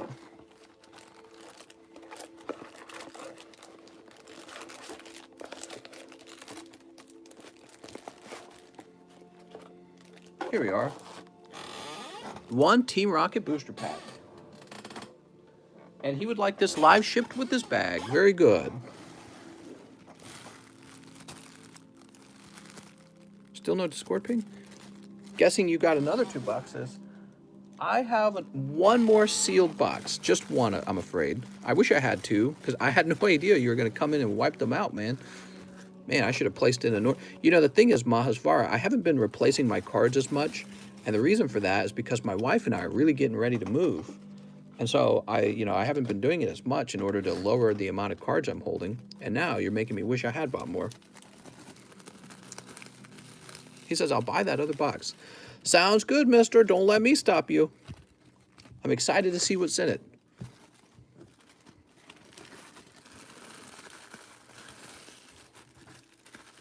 Battlestar's gonna sell out. Battlestar is, it's okay. People don't buy it out quite as much as Matchless Fighter. I'd say Matchless Fighter's been the most popular. All right, Mr. Keith, time to get you shipped. Now, Mr. Keith, let's see if we've shipped you before. No, so you're brand new.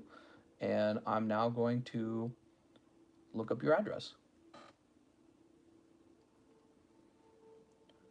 Okay, 39. All right, I got your address.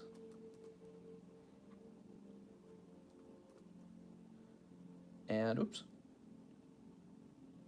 Let me grab your email so that you get a email notification.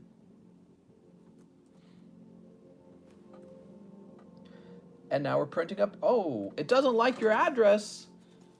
So it's telling me that you might live in an apartment, Mr. Keith. It's telling me that it wants to know if you have an apartment and an apartment number. Right now, I'm going to assume that you don't. But Mr. Keith, I'm not going to hold this bag. I'm not going to ship this bag until you confirm that you do not live in an apartment. So go ahead and confirm to me that you don't have an apartment number. He says, yes, I do. Oh, my God. Now I got to redo it all. Okay, hold on. Give me a second. I gotta delete the... Tell me what your apartment number is real fast. Mr. Keith, you need to update your PayPal address is what that means. All right, first of all, I'm submitting a request to get my money back on the label. You live on the second floor. Is that apartment 2? Tell me what your apartment number is. I gotta know what it is. I can't just say second floor. I gotta tell them exactly where you're at. Here we are, Keith Ferber. So I'm deleting your address that I just created. Okay, there we go.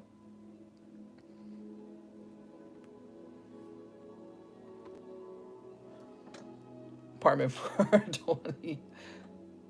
All right, here we are here.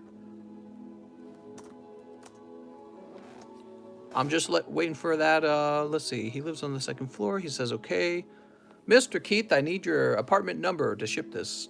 What's the apartment number?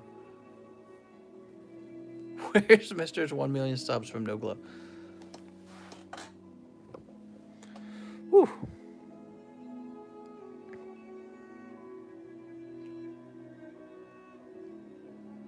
I don't have an apartment bumper. You don't have an apartment number. All right, Mr. Keith, I'm going to write you down for live shipping, and I'm going to hold off on shipping you.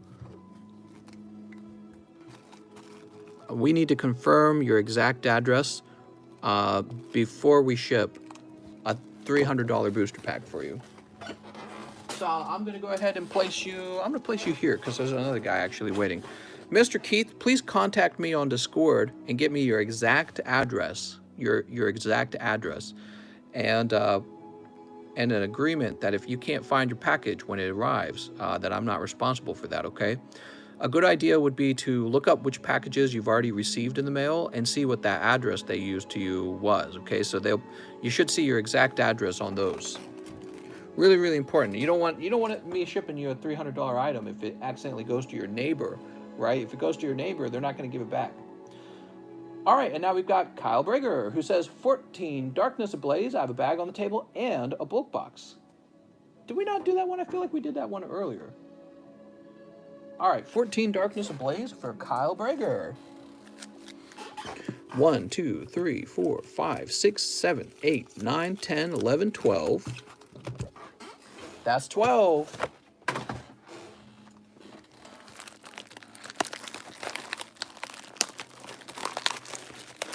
Give me a second. Has Nogla talked about what he will do with this card yet? I did not check my Instagram about it. This is my second order. Ooh. He speaks the truth. I was the second floor.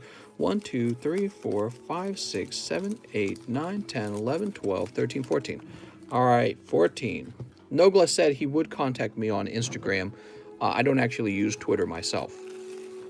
I have a Twitter account, but I never use it.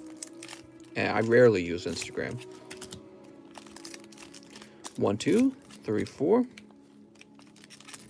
Our PSA return will return to your new house, right? That's right. I'm going to update my return address on PSA and CGC, and the cards will then be sent to my new home. Mr., can I move in your new house? Maybe. You know, my wife and I, we're going to have spare bedrooms, and we don't know, because we don't have kids yet. We thought about maybe renting a room out. It's a pretty cool house. We thought it'd be cool to do something like rent a house out or rent a room out because, I don't know, we're just two people and we don't have kids and we'll end up with a big empty home, honestly. Spare beds, that's right. Can we all move in? Probably not. I'll move in and cook for you. Oh man, that's the thing my wife and I are no good at. Airbnb, passive income. I don't want an Airbnb, some like random person every time. I'd rather have somebody that we get to know. All right, what do we got here? Snubble Galizapod. You could finally hire somebody to help you with shipping. Yes, that is at the top of my list of things to do. Not just that, but actually possibly finding somebody who will run this channel for 2 days a week. So for 2 days a week, host this live stream where you open up Pokemon cards, and you would be paid for that. And then I could take 2 days off. which I badly need. I badly need. All right, we've got Dracovish. Here's Parasect. And Golurk. Woohoo! Mr. Kyle Brager. Oh, you said you have a book box. Okay, very good. So we'll just take all these. Mr. would just watch the live stream. The new large going to be a chance to live with Mr. at his place. That's right. That's the new large. A chance to come over and hang out. If she sees this mullet, Mr. Make Quip Open Pokey. No, that would never work, because the whole point of me taking time off would be to spend time with my wife. We don't spend enough time together because I just work all the time. You don't want to rent, mister. Trust me, I have 2 spare bedrooms. It's worth not having to deal with someone else if you can afford trash habits, shit, nah. Well, I think it depends on who you rent to. If you rent to somebody you actually like, it would be like renting to a friend, you know? And if you rent to somebody you don't like, it will be probably terrible. So the problem for you is you rented to the wrong person. Actually, I had a roommate when I was younger. I had a roommate who, he was like the most fun person I ever met in life. And I never get to see him anymore. He moved to South Carolina. I used to hang out with him all the time. I never see him anymore. It's really sad, actually. And so he was a roommate of mine. And yeah, I don't think I've ever had so much fun than when I had a roommate. Kyle Brager. Where's Kyle? Here we are. Mr. Kyle. Santa Scorch and Scissor VMAX. He says, yeah, but we're 32 now, says Derek. That's true, but you know, I could rent to someone younger. It's not a big deal to me. I'm 32 with no children. Okay, so I'm still living a pretty comfortable lifestyle. When I have children, I'm sure that we would change that. So Eric Guzman says 3 Crimson. All right, 3 Crimson Invasion. 1, 2, 3. And 2 live boosters. Pack number 1, Victini. And pack number 2, Watch Hog. All right, nothing too crazy coming out of those, Mr. Eric Guzman. Sorry. How about these Crimsons, though? Maybe something wild in the Crimsons. Eric Guzman, open all the Pokemons. No kids for you either. That's right. You know, we're just looking for a young, sexy, adventurous couple to move in. No children. I'm just messing. Regice. We've got, Octillery. A Lone Golem. Some unlucky live customs. What are you talking about? We've been pulling slabs out of them like nonstop. And Kartana. Ooh.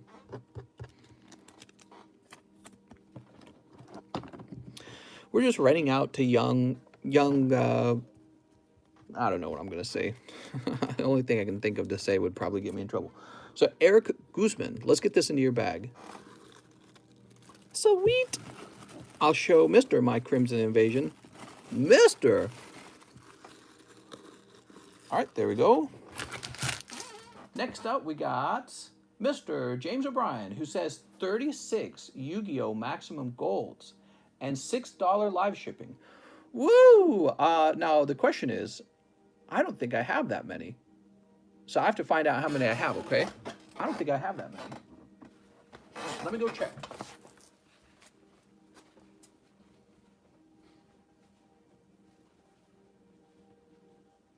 Maximum gold, huh?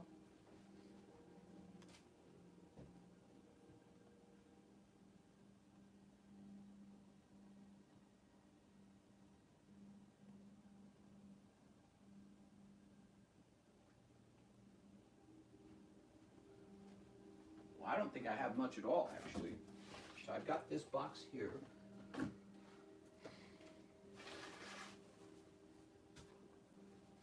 I'm looking around for any others.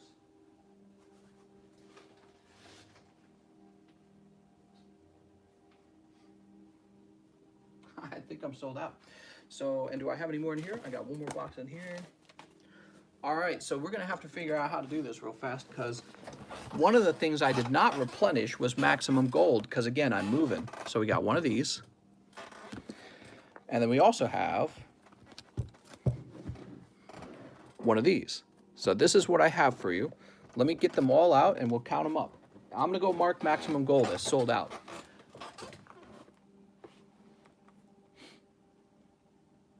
It's a good thing because we haven't pulled the Blue Eyes White Dragon yet. There we go. Yugis!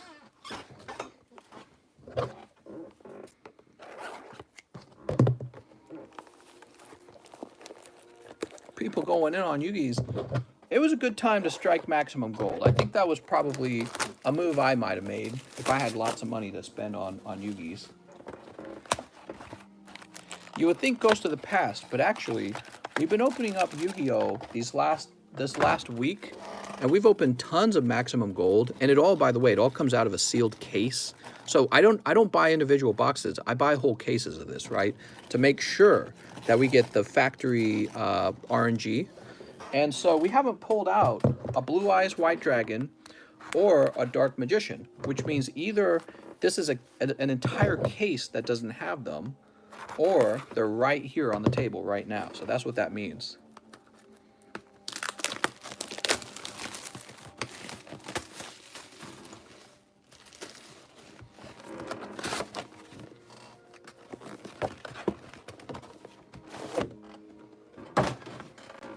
Okay, this will take me a minute. Actually, where's my knife?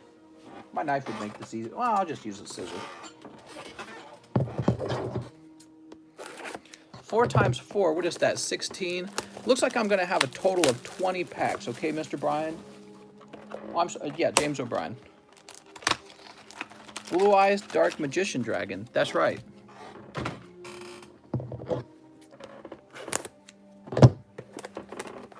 Oh, I might have 1 or 2 more packs up on the side, too. So we might have slightly more than 20. It just depends if I do or not. I did not buy more Maximum Gold because I am a-moving.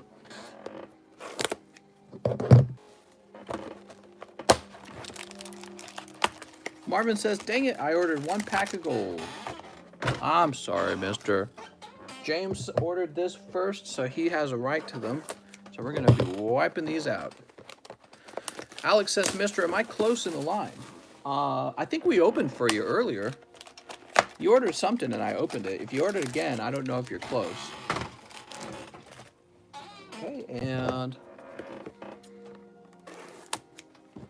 there we go. How are the Fossil Customs coming along?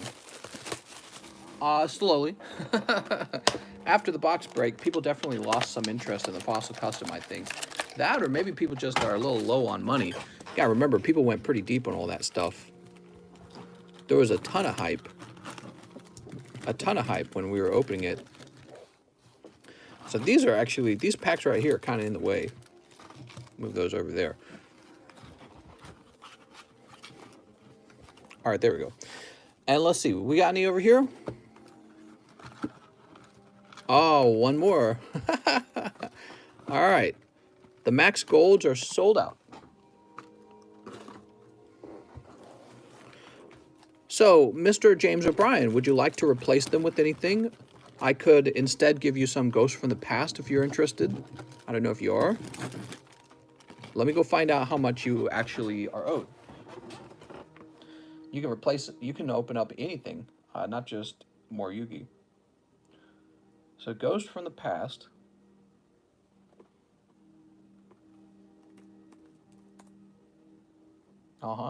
And it's actually going to be, Mr. I didn't receive the email for tracking all my live orders, says Alexio. Okay, Mr. Alexio, send me a message in Discord about that. We'll figure it out.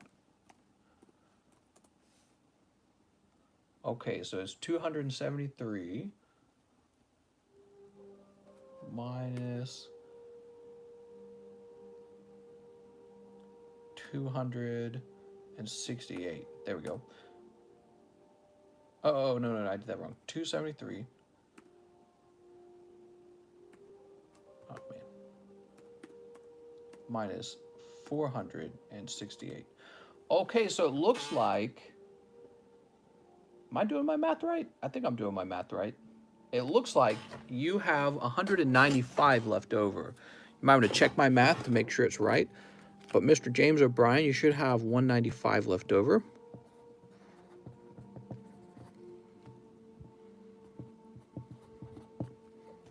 Can I sell you a Charizard VMAX from the Power Trio 10? If it's a promo card, I probably will not buy it. I don't tend to buy promo cards. All right, maximum gold. Maximum. Here goes.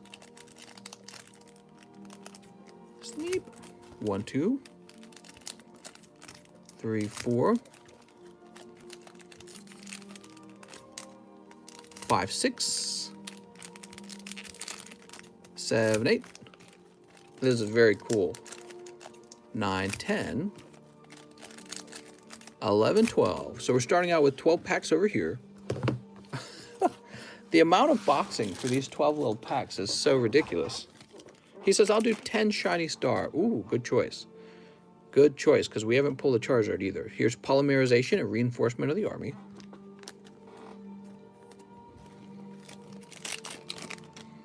We've got Rank Up Magic and Martial Metal Marcher.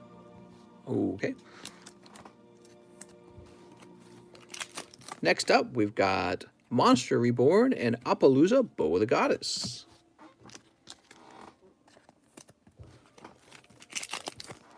Here's Artifact Lancia and Dark Magician. There it is. I told you, even though we weren't going to be able to get you all 36 packs, these were the right 21 packs to be opening.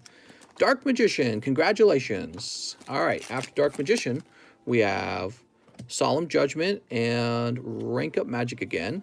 Maybe you get 2 Dark Magicians. I've seen that come out of a case, by the way, 2 Dark Magicians. So it's possible. Let's see what happens. Let's see how it plays out. Forbidden Chalice and Ash Blossom Joyous Springs. Almost as if the machine didn't like generate very good RNG. Whichever machine creates the RNG. Here's Monster Reborn and Ghost Reaper Winter Cherries. I have some Winter Cherries. FBI, open up. Mister, do you sell flat screen TVs? That's right, I do. Artifact Lancia and Reinforcement of the Army. Okay, Reinforcement of the Army. Next pack, we have Tour Guide and Super Polymerization. Konnichiwa! Oni-chan! Alright, what's this? Forbidden Chalice and Phantom Knights. I'll take a 55-inch.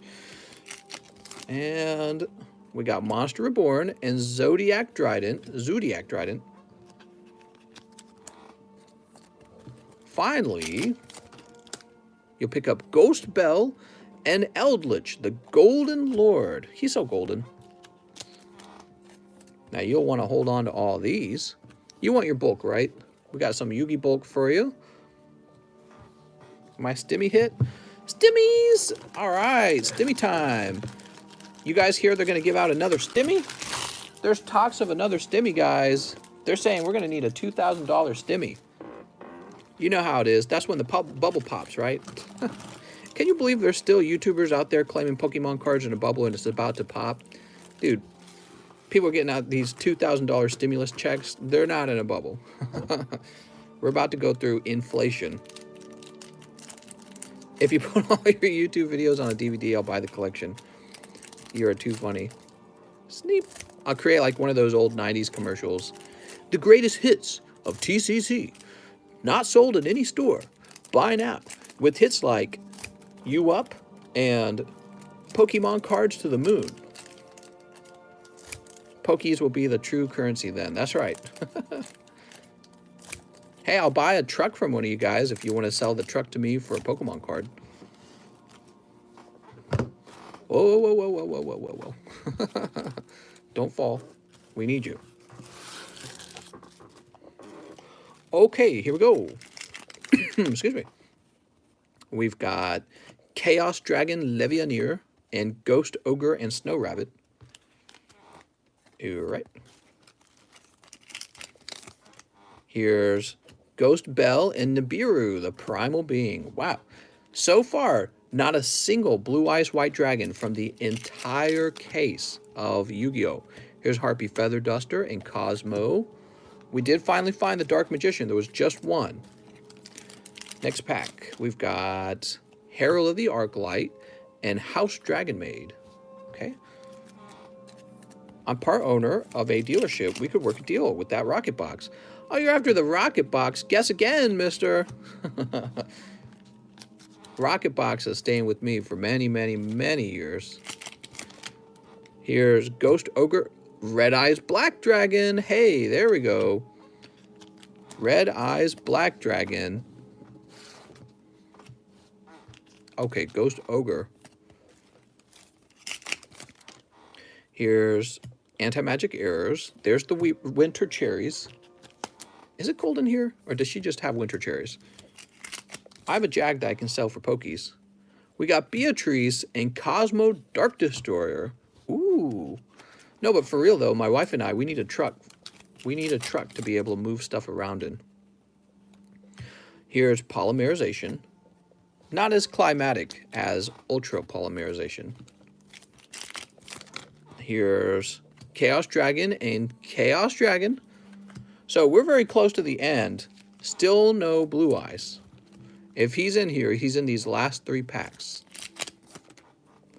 Herald of the Arclight, Winter Cherries.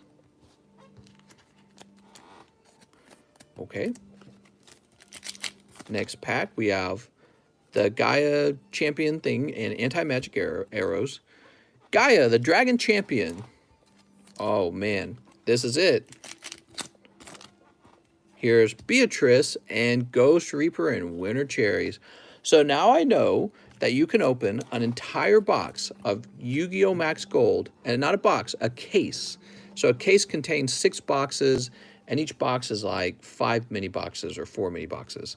What I know now is that you can open that entire thing and still not pull Blue Eyes White Dragon. He is much rarer than you think he is. He is very rare. That's very expensive. We didn't pull him. Are we sure we didn't pull him like earlier? I don't think we pulled him. And then here are the pulls you did get out of there. You got the Dark Magician and Red Eyes Black Dragon. I can't speak. I'm so sorry. But wait, there's one more in the box. No, there's not one more in the box. That is everything. Now we're going to open up 10 packs of Shining Fates. These are all fresh from ETBs. 1, 2, 3, 4, 5. I had to get some empty ETB boxes, so I emptied them out. 1, 2, 3, 4, 5. Okay, cool. Good luck to Mr. James O'Brien on these hot cards. 10 Shiny Star. My bad. Not Shiny Fates, Shiny Star. Okay, let me put these back. Got the wrong one in mind. Why, look at this. We got some Shiny Star right here, mister. All right. Shiny Star for Mr. James O'Brien. Oh.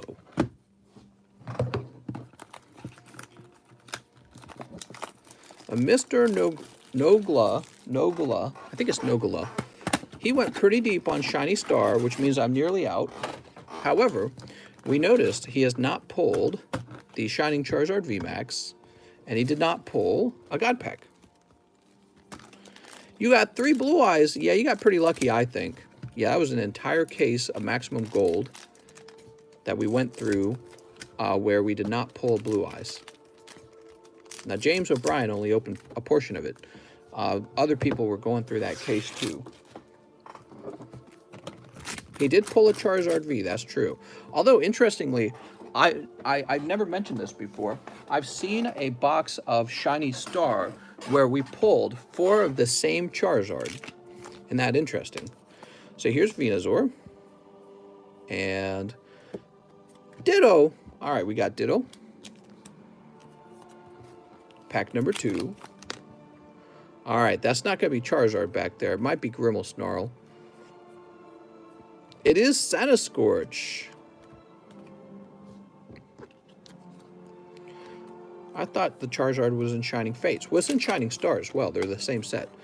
Here's Inteleon and Zamazenta.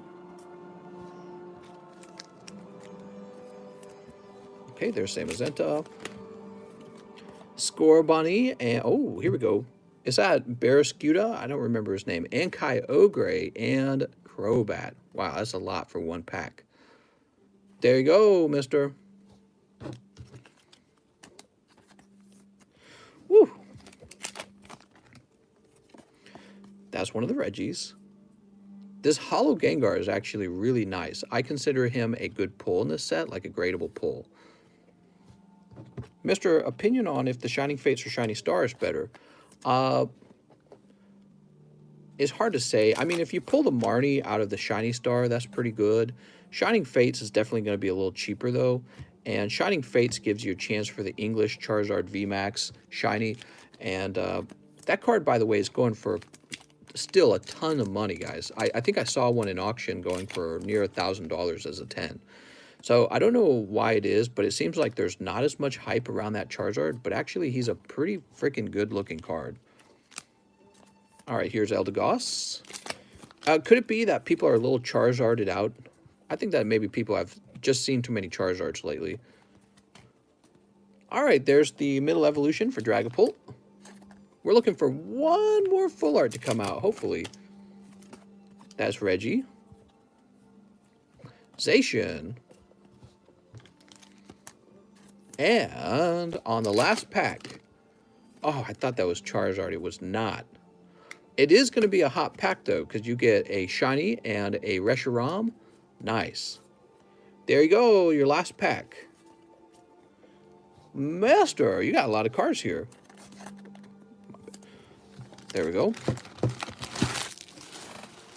Be a little more gentle with those. Here's all your bulk. We did a Barrages Ours this first half of SO of Sword and Shield. So I'm thinking about buying something good. The Pokemon thing is good profit. Not enough Charizards. Does the Yes Men come for payback? What do you mean by payback? Payback for what? Okay, here's your Yugi bulk. Now, I believe you also wanted live shipping. Is that right? Not enough Metapods. All right. Man, that Dark Magician, definitely get him graded. If he came back 10, I suspect he would be worth, I don't know, somewhere between $500 and $1,000. Let's go look it up. Let's go look it up. Based on how hard he is to pull, that's what I would rank him around. Let's see if there's any for sale even. There's none for sale. Dark Magician.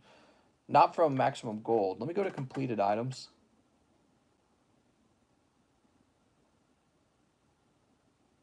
So it looks like one sold back on April 6th. One sold for around 300. And I think that's the only one. It says Pop 1, by the way. So 300 it sold April 6th. If that's the only one, then you have nothing to compare it to. And often what that means is the guy selling the card might have asked for too little. Looks like he's sold and buy it now. He should have started with a very high price. If I was him, I would have started around 500 to 750 and just seen if anyone gives me an offer.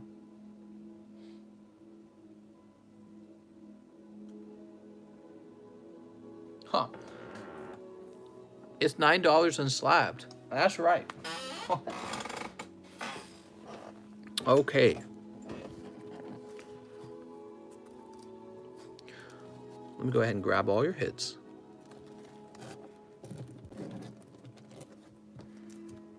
Depends on your mullet.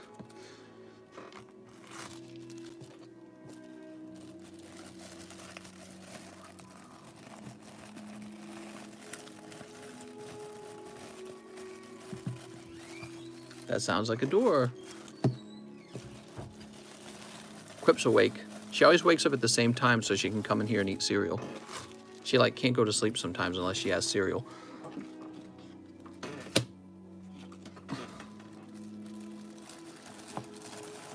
Loving the Skyrim music. Skyrim music brought to you by Mike's Side. He edited this for us.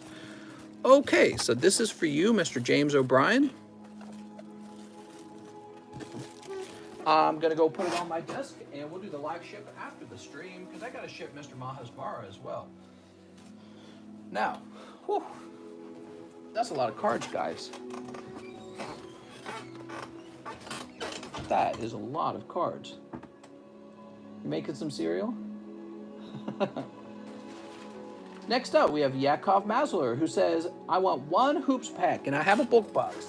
Yakov, thank you for being so patient. Let's get this open for Mr. Yakov. Yakov opening some hoops. So hold on, I'm scratching my eye here.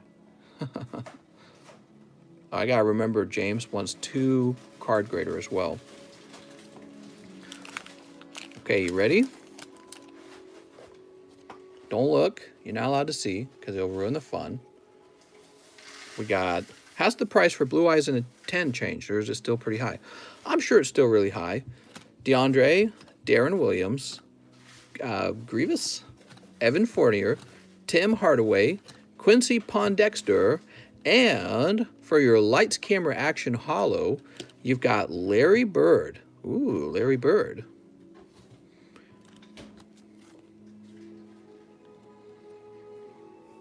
I also have 100 TCC graders. That's right. I need to make sure that those go out as well.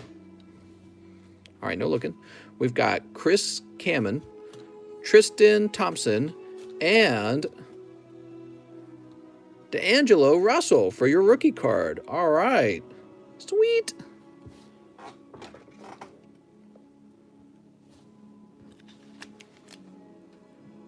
People with mullets go to ride the Metro Link. How much to buy the rest of the shiny star, says Matthew. The rest of it, because you're searching, I think there's officially 2 sealed boxes left.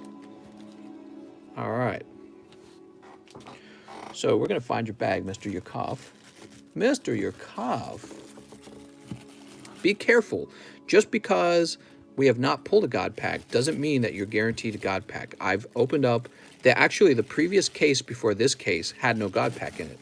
And that did not surprise me too much because we had opened a case in the past that also did not have a God Pack. So if you're thinking, I'll just buy out the God Pack, it must be in the next whatever boxes.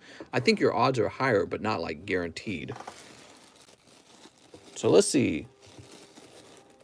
Zachary, I would like to see you pull it. Here we go, Mr. Yakov. Yakov, you pulled the exact same card last time. What are you doing, mister? Okay, we'll put this in here.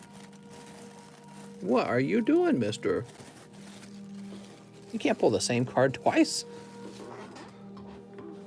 So, I'm going to go ahead and refresh. Time to refresh.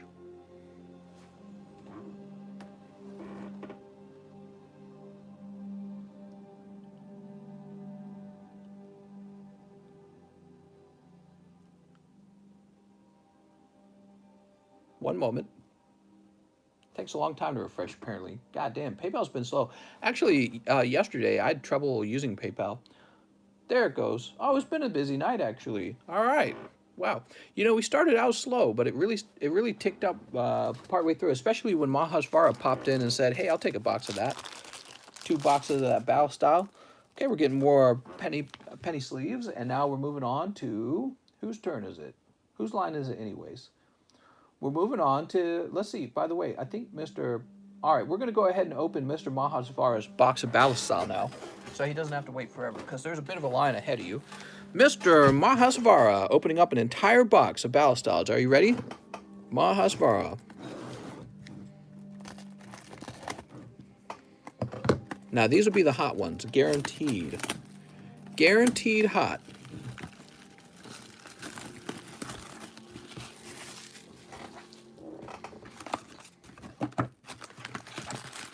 He says, okay, goodbye, little Stimmy.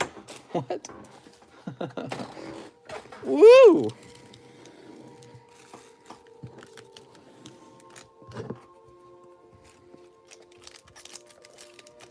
Snip. 1, 2, 3, 4.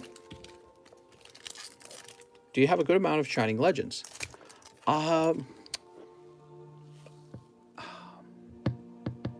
Shining Legends, you know what? You brought up a topic I forgot about, James O'Brien. Shining Legends are no longer for sale. I'm going to mark them as no longer for sale. I'm so sorry, Mr. James O'Brien. I was supposed to mark them as not for sale at the end of yesterday's live stream. Hold on. So they're just being removed. I really, really, really don't want to sell any more of them off. I do have some left, but the thing is I don't want to sell them. All right, he didn't buy them all. I do have some left, but I'm supposed to keep a reserve of them for the future, right? And the problem is I have not spent any money to restock them, and I don't want to spend money restocking them later, so I apologize for that. Are PSA open for pack grading right now? No, PSA will be open July 1st. They said they'll be back July 1st, and I guarantee you their website will immediately go down. Their website is going to blow up when they open it back up. You ready? Here's Cricketoon. All right, Cricketoon. Pack number 2. Sandaconda Aegislash. Let's put these here. You ready? Mr. Mahasvara. Only the hot ones. Golbat. Experience Share. Entei Hollow. He's off center. I think he's a 9. Here's Heatmore. Blip Bug. Here we are. You got Tapu Koko Full Art. Tapu Koko? I don't know. Tapu Koko, huh? What is this? That came out of the pack, whatever that is. I don't even want to touch it. Lickitung. Here's Octillery. Stoutland. Oh, baby. We got Stoutland. The very stout puppers. Here's Bisharp. Baltoy. Marowak Crobat. Tool Jammer. Here's Urshifu VMAX. Ooh. Urshifu VMAX. Emboar and Empoleon. All right, so the first half of the box, it's an okay half of the box, sure. You know, I think the Tapu Koko is slightly better than Cricketoon, but I don't actually, it's hard for me to gauge how popular the Tapus are. I don't think the Tapus are super popular. I also feel that the best Tapus were already made. They were made in Hidden Fate. Yeah, I said that right, in Hidden Fates. So if you're wanting the Tapus, just go get the Hidden Fate Tapus. All right. Now for the extremely hot second half of the box.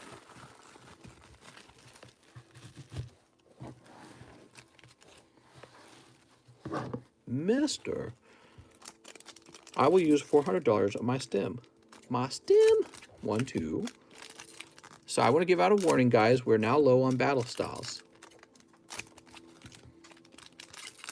Battle styles, battle styles. Sneep. Sneep. Sneep.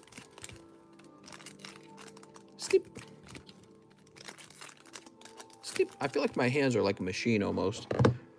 They're so efficient at what they do. Here it goes. You ever done something for so long, for so many times, it's like your hands move like a machine at that point. Here's Dottler. Here we go. What do we got? Mustard. Oh, no. Not Tapu Koko and Mustard. Please. Okay, here's Crobat. Oh, my Lord. Mustard, dude. Mustard. We got Spearow. Here's Urshifu. Now, I think this is always a decent card. I like the 2 Urshifus. They feel kind of like the main hits in this set. So I like the Urshifu V. Slowpoke. Tower of Dankness. Kingdra. Victory Bell. Here's, oh, you got the Victini VMAX. Don't give up hope. Maybe there's still a hyper rare Victini in here. That would be perfect. So you've got the regular Victini and you've got the Victini VMAX. Here's Tyranitar V. You've got like 3 of these now. Okay, there's the Tyranitar. Colossal. Salazzle. Fearow. Kimiko, Grumpig, and come on, just Tepig. Okay, so the Tyranitar was the last pull in the box. You know, it really strikes me that there's not more like hyper rares here. The fact that Mustard is not a hyper rare, maybe that's a little bit annoying. Maybe they do that on purpose though. Maybe the Pokemon company realizes people actually prefer like the regular full art of the character cards. So I think Mustard is meant to be your hot pull. But then you run into another problem. Who wants Mustard? He's a grandpa. He's like the least sexy group there is. He's not a zaddy. All right, let's see. Mustard. I don't know. Well, we did get 4 full arts. Would have probably only got 2 full arts if I also got a hyper. That's maybe you're correct there. You might be right. We got the Urshifu, we got the Victini VMAX, so that was still good.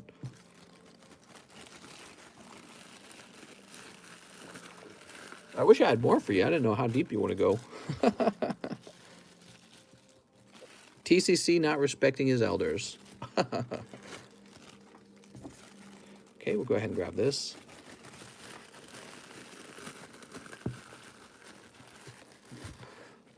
Whoop.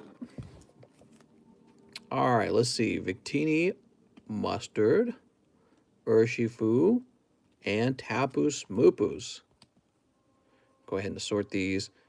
I think the value will probably be about here. So from best to worst, these 4 here, and then you've got these V cards. You actually got 5 V cards. That's quite a few.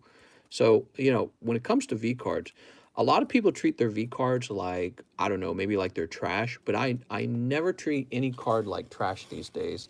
I always assume that it has value. And, you know, I'll show you why. Let me show you. People are quick to dismiss V cards, and I think they shouldn't. I think that's a mistake. Pop this over here, and let me grab a V card right now.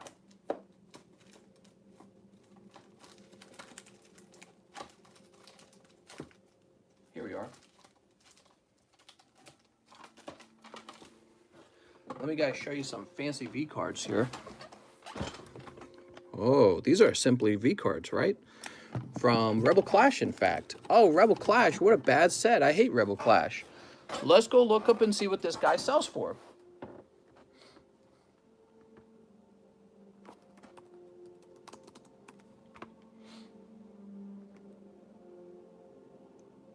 So here's a Japanese one for 120. What about English?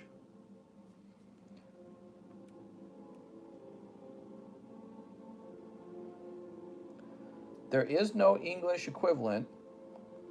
So that means I get to ask more than 120, that means. Let's go to completed items. Are there none of them? It looks like he last sold for 100. Is that English? He last sold for 100 English, but that's it. There's no others. Also, he sold for 100 in English in auction. So he sold in auction for 100. So if the Japanese is going to be 100 and I have no competition at all, let me see if I have any competition amongst the full arts. I see a bunch of Japanese one posted. Japanese. There are zero Japanese Dragapults. I'm sorry, 0 English Dragapults for sale. So if I had to sell mine right now today, I'll end up asking a high price. I'll end up asking maybe about, I would try about 220 is probably what I'd try to sell him for. Because there's 0 of these, not a single one. 10K, 20K, maybe 40K. And he's just a simple V card, but it turns out when you can get a V card and get it to grade 10, people will pay that premium. All right, cool, Dragapult. I need to put him away now.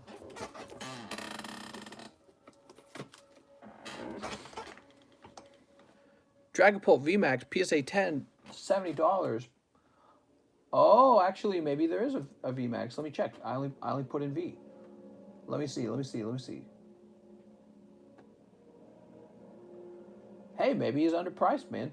70 bucks. I mean, if you think about the cost of grading, that actually seems like the price is kind of low in my opinion. Let's see. No, you're right. People don't want the VMAX as much. Here's a VMAX.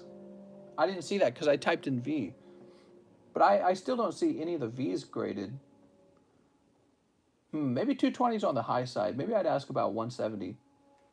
Well, anyways, there is a Japanese one for sale for 120. So I would probably argue that the English one I'd ask for more than 120. Let's go ahead and service the next order because he's been waiting forever. Is Mr. Dave Jantz. Oh, wait. It's not Dave Jantz. Hold on. I'm sorry, Dave.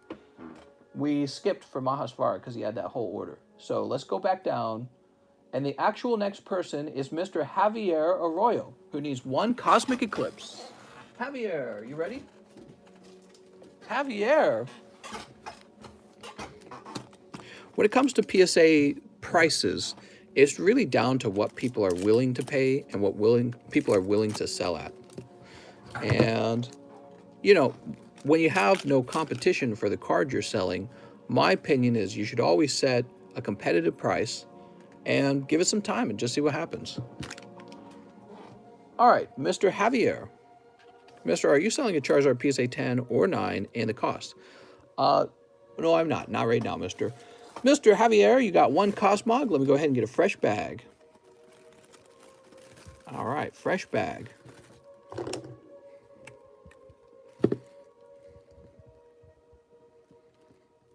Arroyo. Sweet.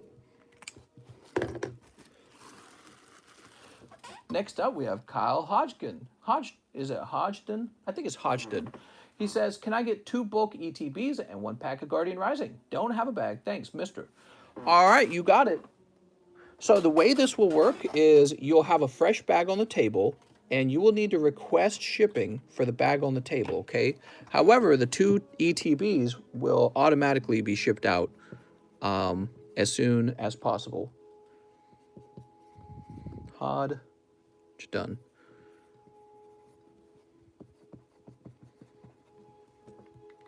All right.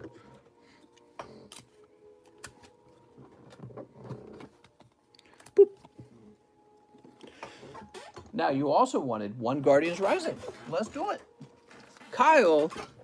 Woohoo!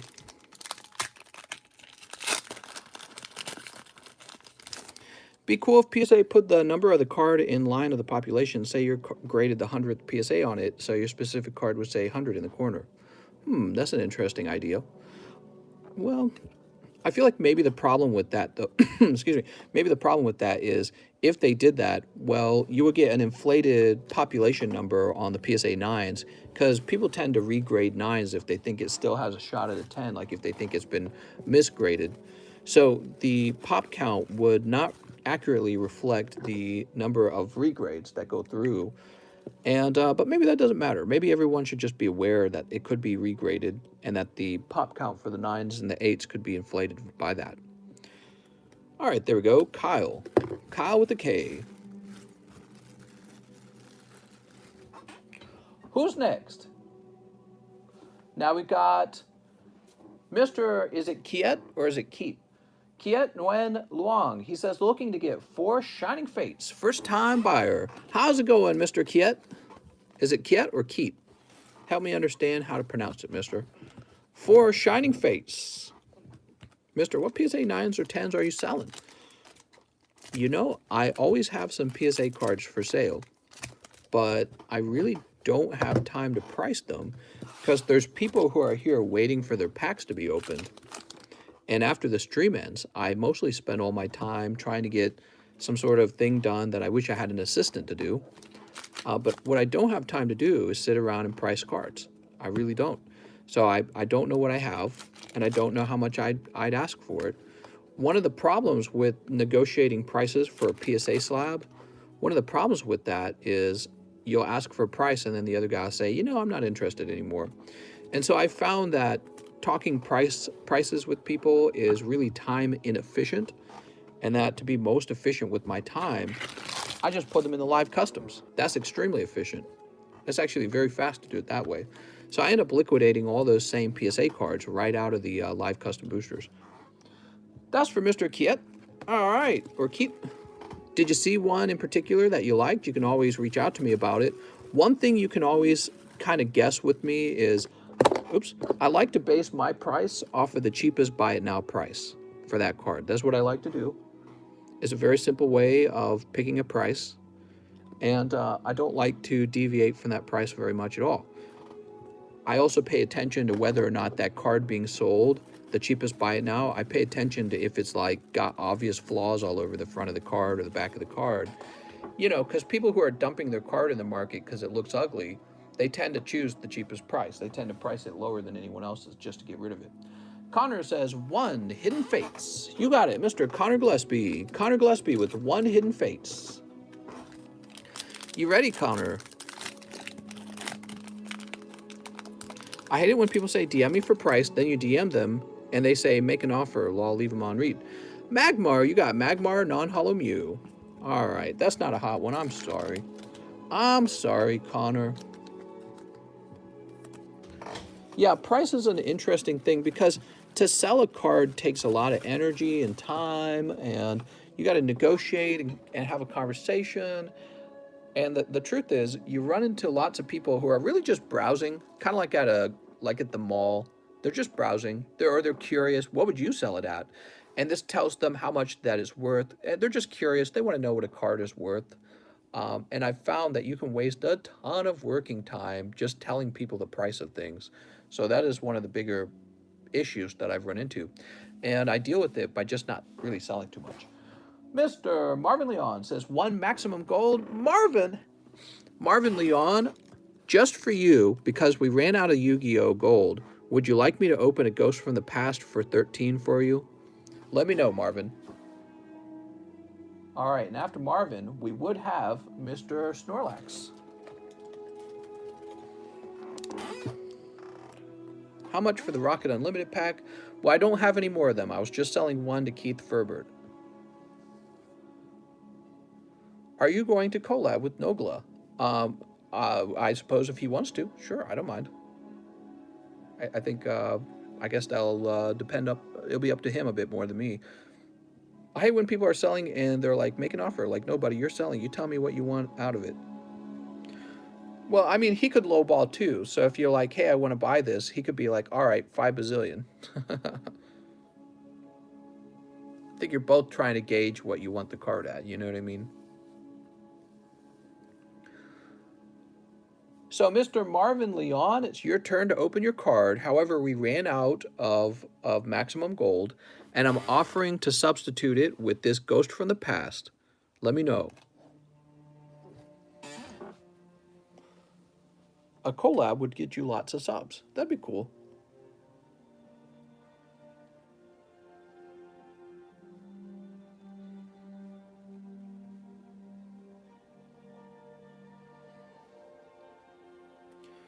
All right, so I'll write Marvin's name on it in case he looked away. He might be using the restrooms.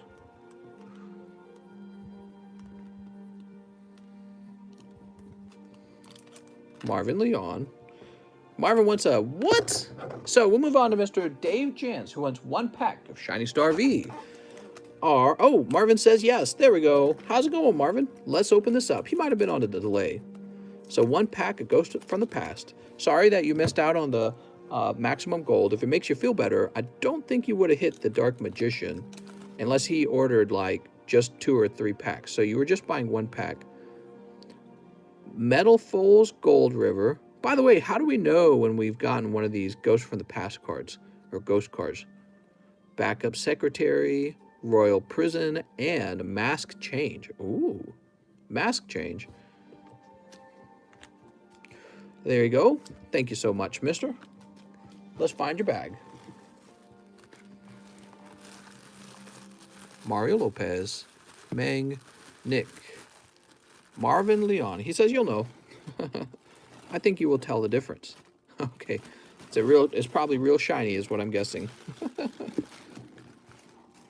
Sweet. Now we have Mr. Snorlax.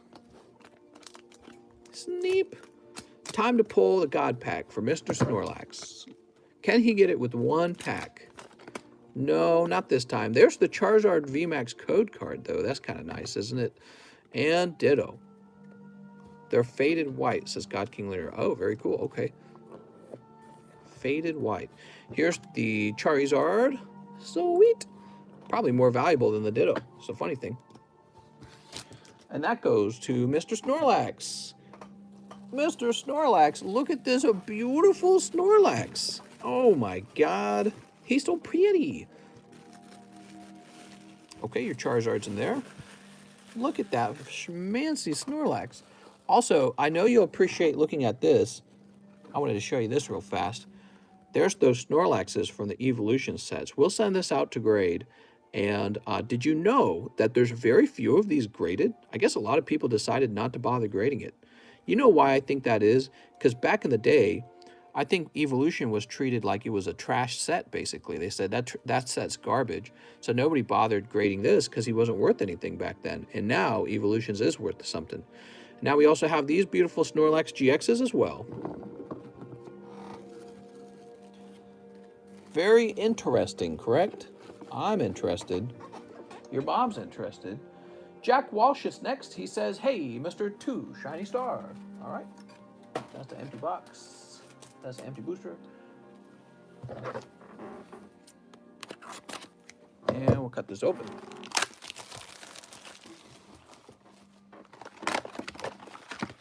Whoa, whoa, whoa, whoa, whoa. So, hey, Mr. 2 Shinies. You got it, Jack. Mr. Jack. Can I buy a Snorlax? I'm afraid not. They need to go out and get graded first. Oops. Mister, my mom would love to rent a room from you. Oh, my Lord. My mom, Becky. Here's Seishin. And Urshi. Tell your mom we can work the details out over a glass of wine. There we go. Woo! That's for Jack Walsh. And let's see where we saw Jack Walsh last. Mr. Jack. Jack Walsh. Jack Ray. Jack Walsh. Just renting out a room. Must be young and confused. Jack Walsh. Young and desperate. Raul Bautista. Live custom for Raul. What's up, Raul? How's it going, man? Raul Bautista. There you go. That's all you needed right there. Raul Bautista, you're the winner. What'd you pull? PSA 10. Oh, that's a hot one. See the little lines? It's saying, hey, this is kind of pricey that you just pulled. What is that? Raul, did you know that there was just one more pack and it was going to be the big hot one? What do we have? Oh, Mr. Raul, are you still here? Let me know that you're still here. I want to show you what you pulled. Batista. Still here, mister? Are you ready? I don't know if he's gone to bed. Hopefully not. Raul. Oh, it's so close. It's so close. Ah, you pulled PSA 10 Solgaleo from Hidden Fates. Look at that beautiful golden card. That is a full art golden card, and it looks fan-freaking-tastic. It's from the Power Collection, and, you know, those Power Collections have gotten really expensive now. Not just that, but it's a 10 from the Power Collection. Congratulations on your fantastic pull. All right, and now we move on to Daniel Rivas. Daniel Rivas says, one custom booster. Mr. Daniel, you were off by one. Daniel, you pick up 2 hollows. Darn it. So close. You were so close. Did you guys order in the same minute? No, Raul ordered 4 minutes ahead of you, so it was not that close. All right, but that's okay. That is okay. Where do we put Daniel's bag? I remember, here it is, Daniel Rivas. Mister, she'd have to wear a shower cap around the house. I get my mullet, honestly. A shower cap. All right, let's see what's next. Gregory Morin says, hello, Mr. One Ghost from the Past and one live custom. So one Ghost from the Past and one live custom. This is for Gregory Morin, who pulls Ludicolo. That's Ludicolo, man. 2 non-hollows, non-hollow rares. Now, this will be the ghost rare, right? May I ask how much it's worth? Oh, good question. I would bet at least $150. I'm not 100% sure on that, though. The odds is 1 in 16, so the reasonable thing to do is to buy 16. Not really. I mean, you could buy 16 and then maybe get a guaranteed hit. The problem with doing that is you might get the hit on the first pack and then clear 15 cold packs for somebody else. Do you see what I'm saying? So the very first pack you open might be the hit card, and then the next 15 packs might be totally cold. So you would have missed actually pulling a nice thing out of the box. You would have just paid the correct price for it, or you would have overpaid even. Let's say the item you pulled was worth $80, but then you open 16 packs and the 15 packs behind it are cold, and it's actually the 16th pack behind it, a total of 17, right? The 16th pack would have been some item that's extremely expensive. So just buying 16 packs is actually quite risky. All right, Gregory Warren.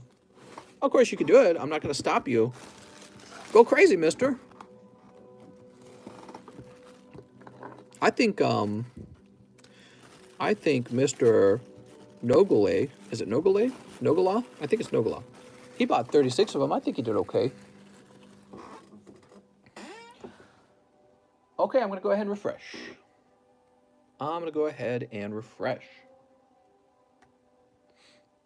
Alon says, what is a Nogala? Mr. Nogala is a large YouTuber, and he stopped by and graced us with his pokey presence yesterday. It was really nice. All right, we're refreshing to see who goes next. And it is... Who is it? It's Kara Nichols. Yay! Kara Nichols says, two matchless. Two battle styles. Two battle styles.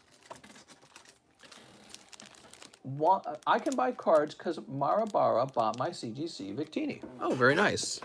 I think you mean Mahasvara. All right, here we go. Here we go. Steep. Here we go. Here we go. Going all over the place. Glad I was able to make this stream tonight. How's it going, Lizzie? Kara Nichols. First pack cold. Second pack Rune Rajas. Here's the battle styles. First pack is Galarian Slowbro.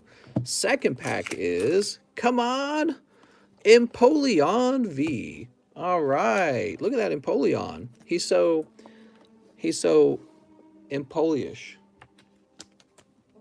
Boop. He's so impeding. Kara Nichols, you got a bag over here somewhere. Is this it? Here it is.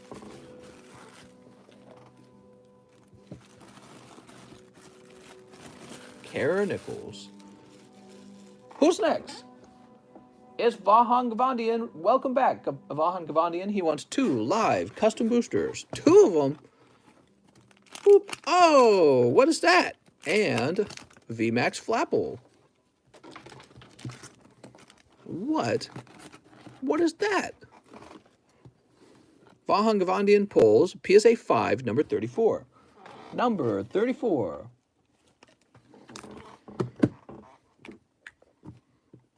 Vahan. Oops. Gavandian. There we go. And you pulled... Ooh, Giovanni's Nidoking. What an actually very cool looking card. Doesn't that look dangerous as heck? This card does Nidoking some justice. He looks so devious too. Look at that look on his face. Man, looking like a straight up gremlin. What a good gremlin. The creepy kind of gremlin. The kind that makes you go, I hope this gremlin's on my bench so he can go gremlize somebody. Is that a word? That's not a word. Now, Vahan Gavandian, where am I going to find your bag? Here it is. You also pick up this Flapple, dude. You avoided the hollows and went straight for the Flapple, huh? Now we've got another order from Kara Nichols who says, 1 Ghost Rare Yu-Gi-Oh! I have a box. Man, this is so hard to pull a Ghost Rare. It's insane. Last pack of the night. I just want to get one to say I got one. All right, 1 beautiful Ghost from the Past for Miss Kara Nichols. Let's see what you get. Ghost from the Past. Sneep.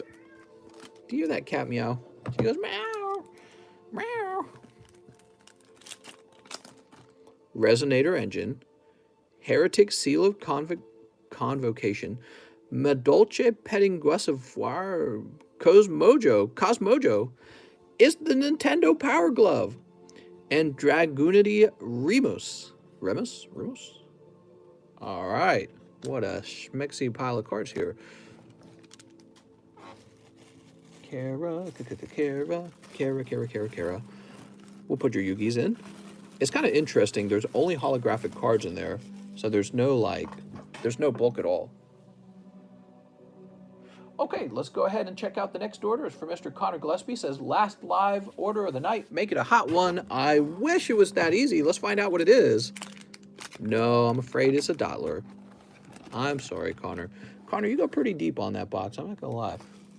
Mr. Connor Gillespie. Okay, I'm refreshing right now. And we are at the 3-hour mark. We're just 5 minutes away. Let's see how the orders are doing.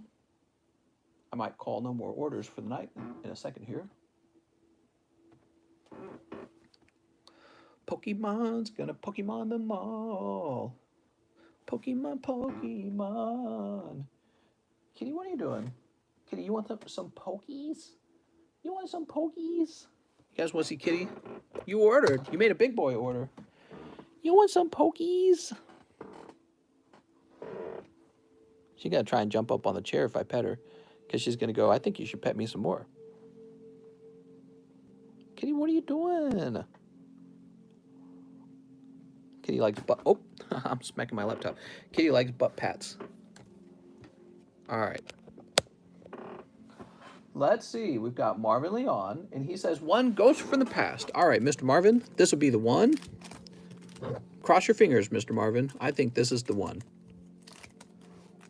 If you could just get a hit off of this one pack, oh, man, you can call your mom and be like, Mom! Metal Foe Stealing. It's a good start. Madolce Pudding Cess. Pudding Cess? Like princess? Sounds like something else. Time Thief Winder. Dragoonity Phalanx. And Necros of Arid Behair. Oh, man, it's hard to say some of these names. I'm not going to lie. Mr. Do I sell Digimons? I do not sell Digimons, and I never will sell Digimons. Digimons can go to Diggy Hell. I want some Digimons. Digimons. They're not even a meme, honestly. Digimons are not even... They don't make me feel like they can be memed on. They're just kind of like this. They're trudging along. They're like, oh, we're like Pokemon, biased. Alex, PSX says, 1 live custom, nothing too crazy. You got it, Mr. Alex. Mr. Alex. Alex, PSX, pull in 2 hollows. All right, Mr. Alex.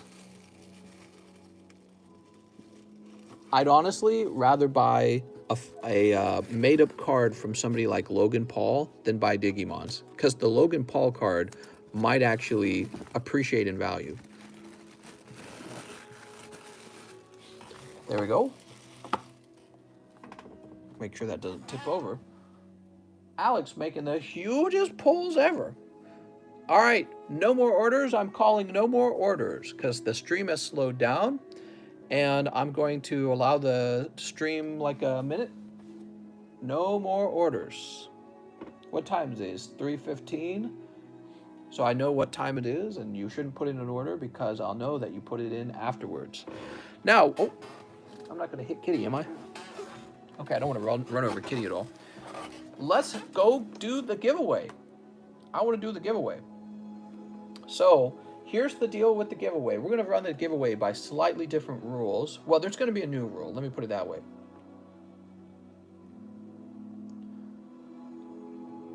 All right. So people should be saying B now.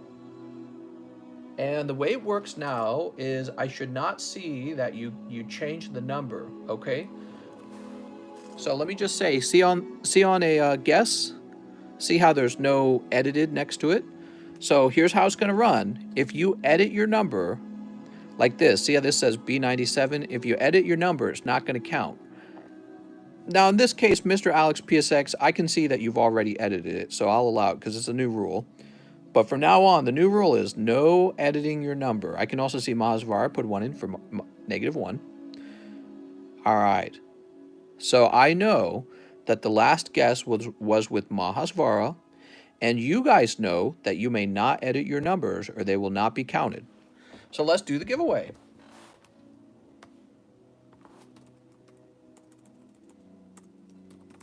No editing your numbers. I'm running the giveaway without closing the channel down. So here we go. Boop. 40 is the winning number. And I'm going to do a search for B40 now. B39. Hold on. B39. B38. B37. B36. B35. B34. B33. B32. Here we go. So we actually had 2 people guess B32. Comic Villain and Green's Peepee. All right, Comic Villain, you might be thrown out of... You're not doing that right afterwards because you're hoping to put in a guess. Don't get yourself in trouble, okay, Comic Villain. By the way, I don't know who you are. Let me see real fast.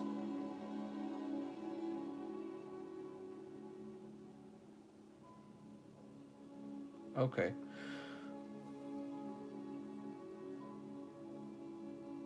No problem. All right. So don't fool around too much. We want everyone, especially in the giveaway channel. The winner is Green's Peepee. Give me a minute. Green's Peepee. Green's Peepee is... It's Baron McIntosh. What's up, Baron? So Baron McIntosh. Baron? Let's see what Baron gets. Mister, I made an order. Sounds good. We'll service that order. And Baron gets 2 hollows. All right, that's going to be the end of the giveaway. And so now you guys should be able to make your next guess right away. You can actually guess anything with the letter C now, right? So we're moving on to the next letter, and you know you cannot edit your guess. So you guess C. If somebody else has the same guess as you do, just delete your old guess and put in the new one, okay? So that's what's going on there. And now I don't have to close the channel down and create a new channel every time. We got simple rules that make it so that we can leave the channel open. You must guess with the letter C. So C15, C16. You may not edit. And when it's time to do the giveaway, I'm going to see who the last person was. Got it? So now we understand how the channel works. Very nice. I'm sure anyone who doesn't understand the rules will figure it out pretty quickly. It's very simple rules. And let's go ahead and refresh and see what Alex wanted to open. Mr. Alex.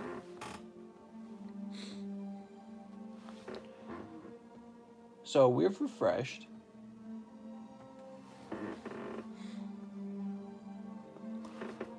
Dooby-dooby-doo, dooby-dooby. Oh, you did put in an order. And it says, 1 more live pack before no more orders. Well, I'm afraid that the time that it was registered in was, you ordered this, according to PayPal's own screen, is 3:16, which would be 1 minute after I called no more orders. Mr. Alex, I will go ahead and refund that amount. So if you didn't know this, guys, PayPal can actually show me the exact time that you placed your order. And you placed the order a minute after I said no more orders. So I'm going to go ahead and issue a refund on that. That's okay, Mr. Alex. It probably wasn't a hit anyways, right? Actually, we can find out. You want to find out? Let's find out. Mr. Alex, it was just a hollow, Mr. Alex. I saved you 20 bucks. You're welcome. So that's going to be the end of the live stream. I want to thank you all. Oh, he says, I'm on mobile. No problem, man. You're probably at a little delay. I want to thank you all for watching, and I'll see you guys next time.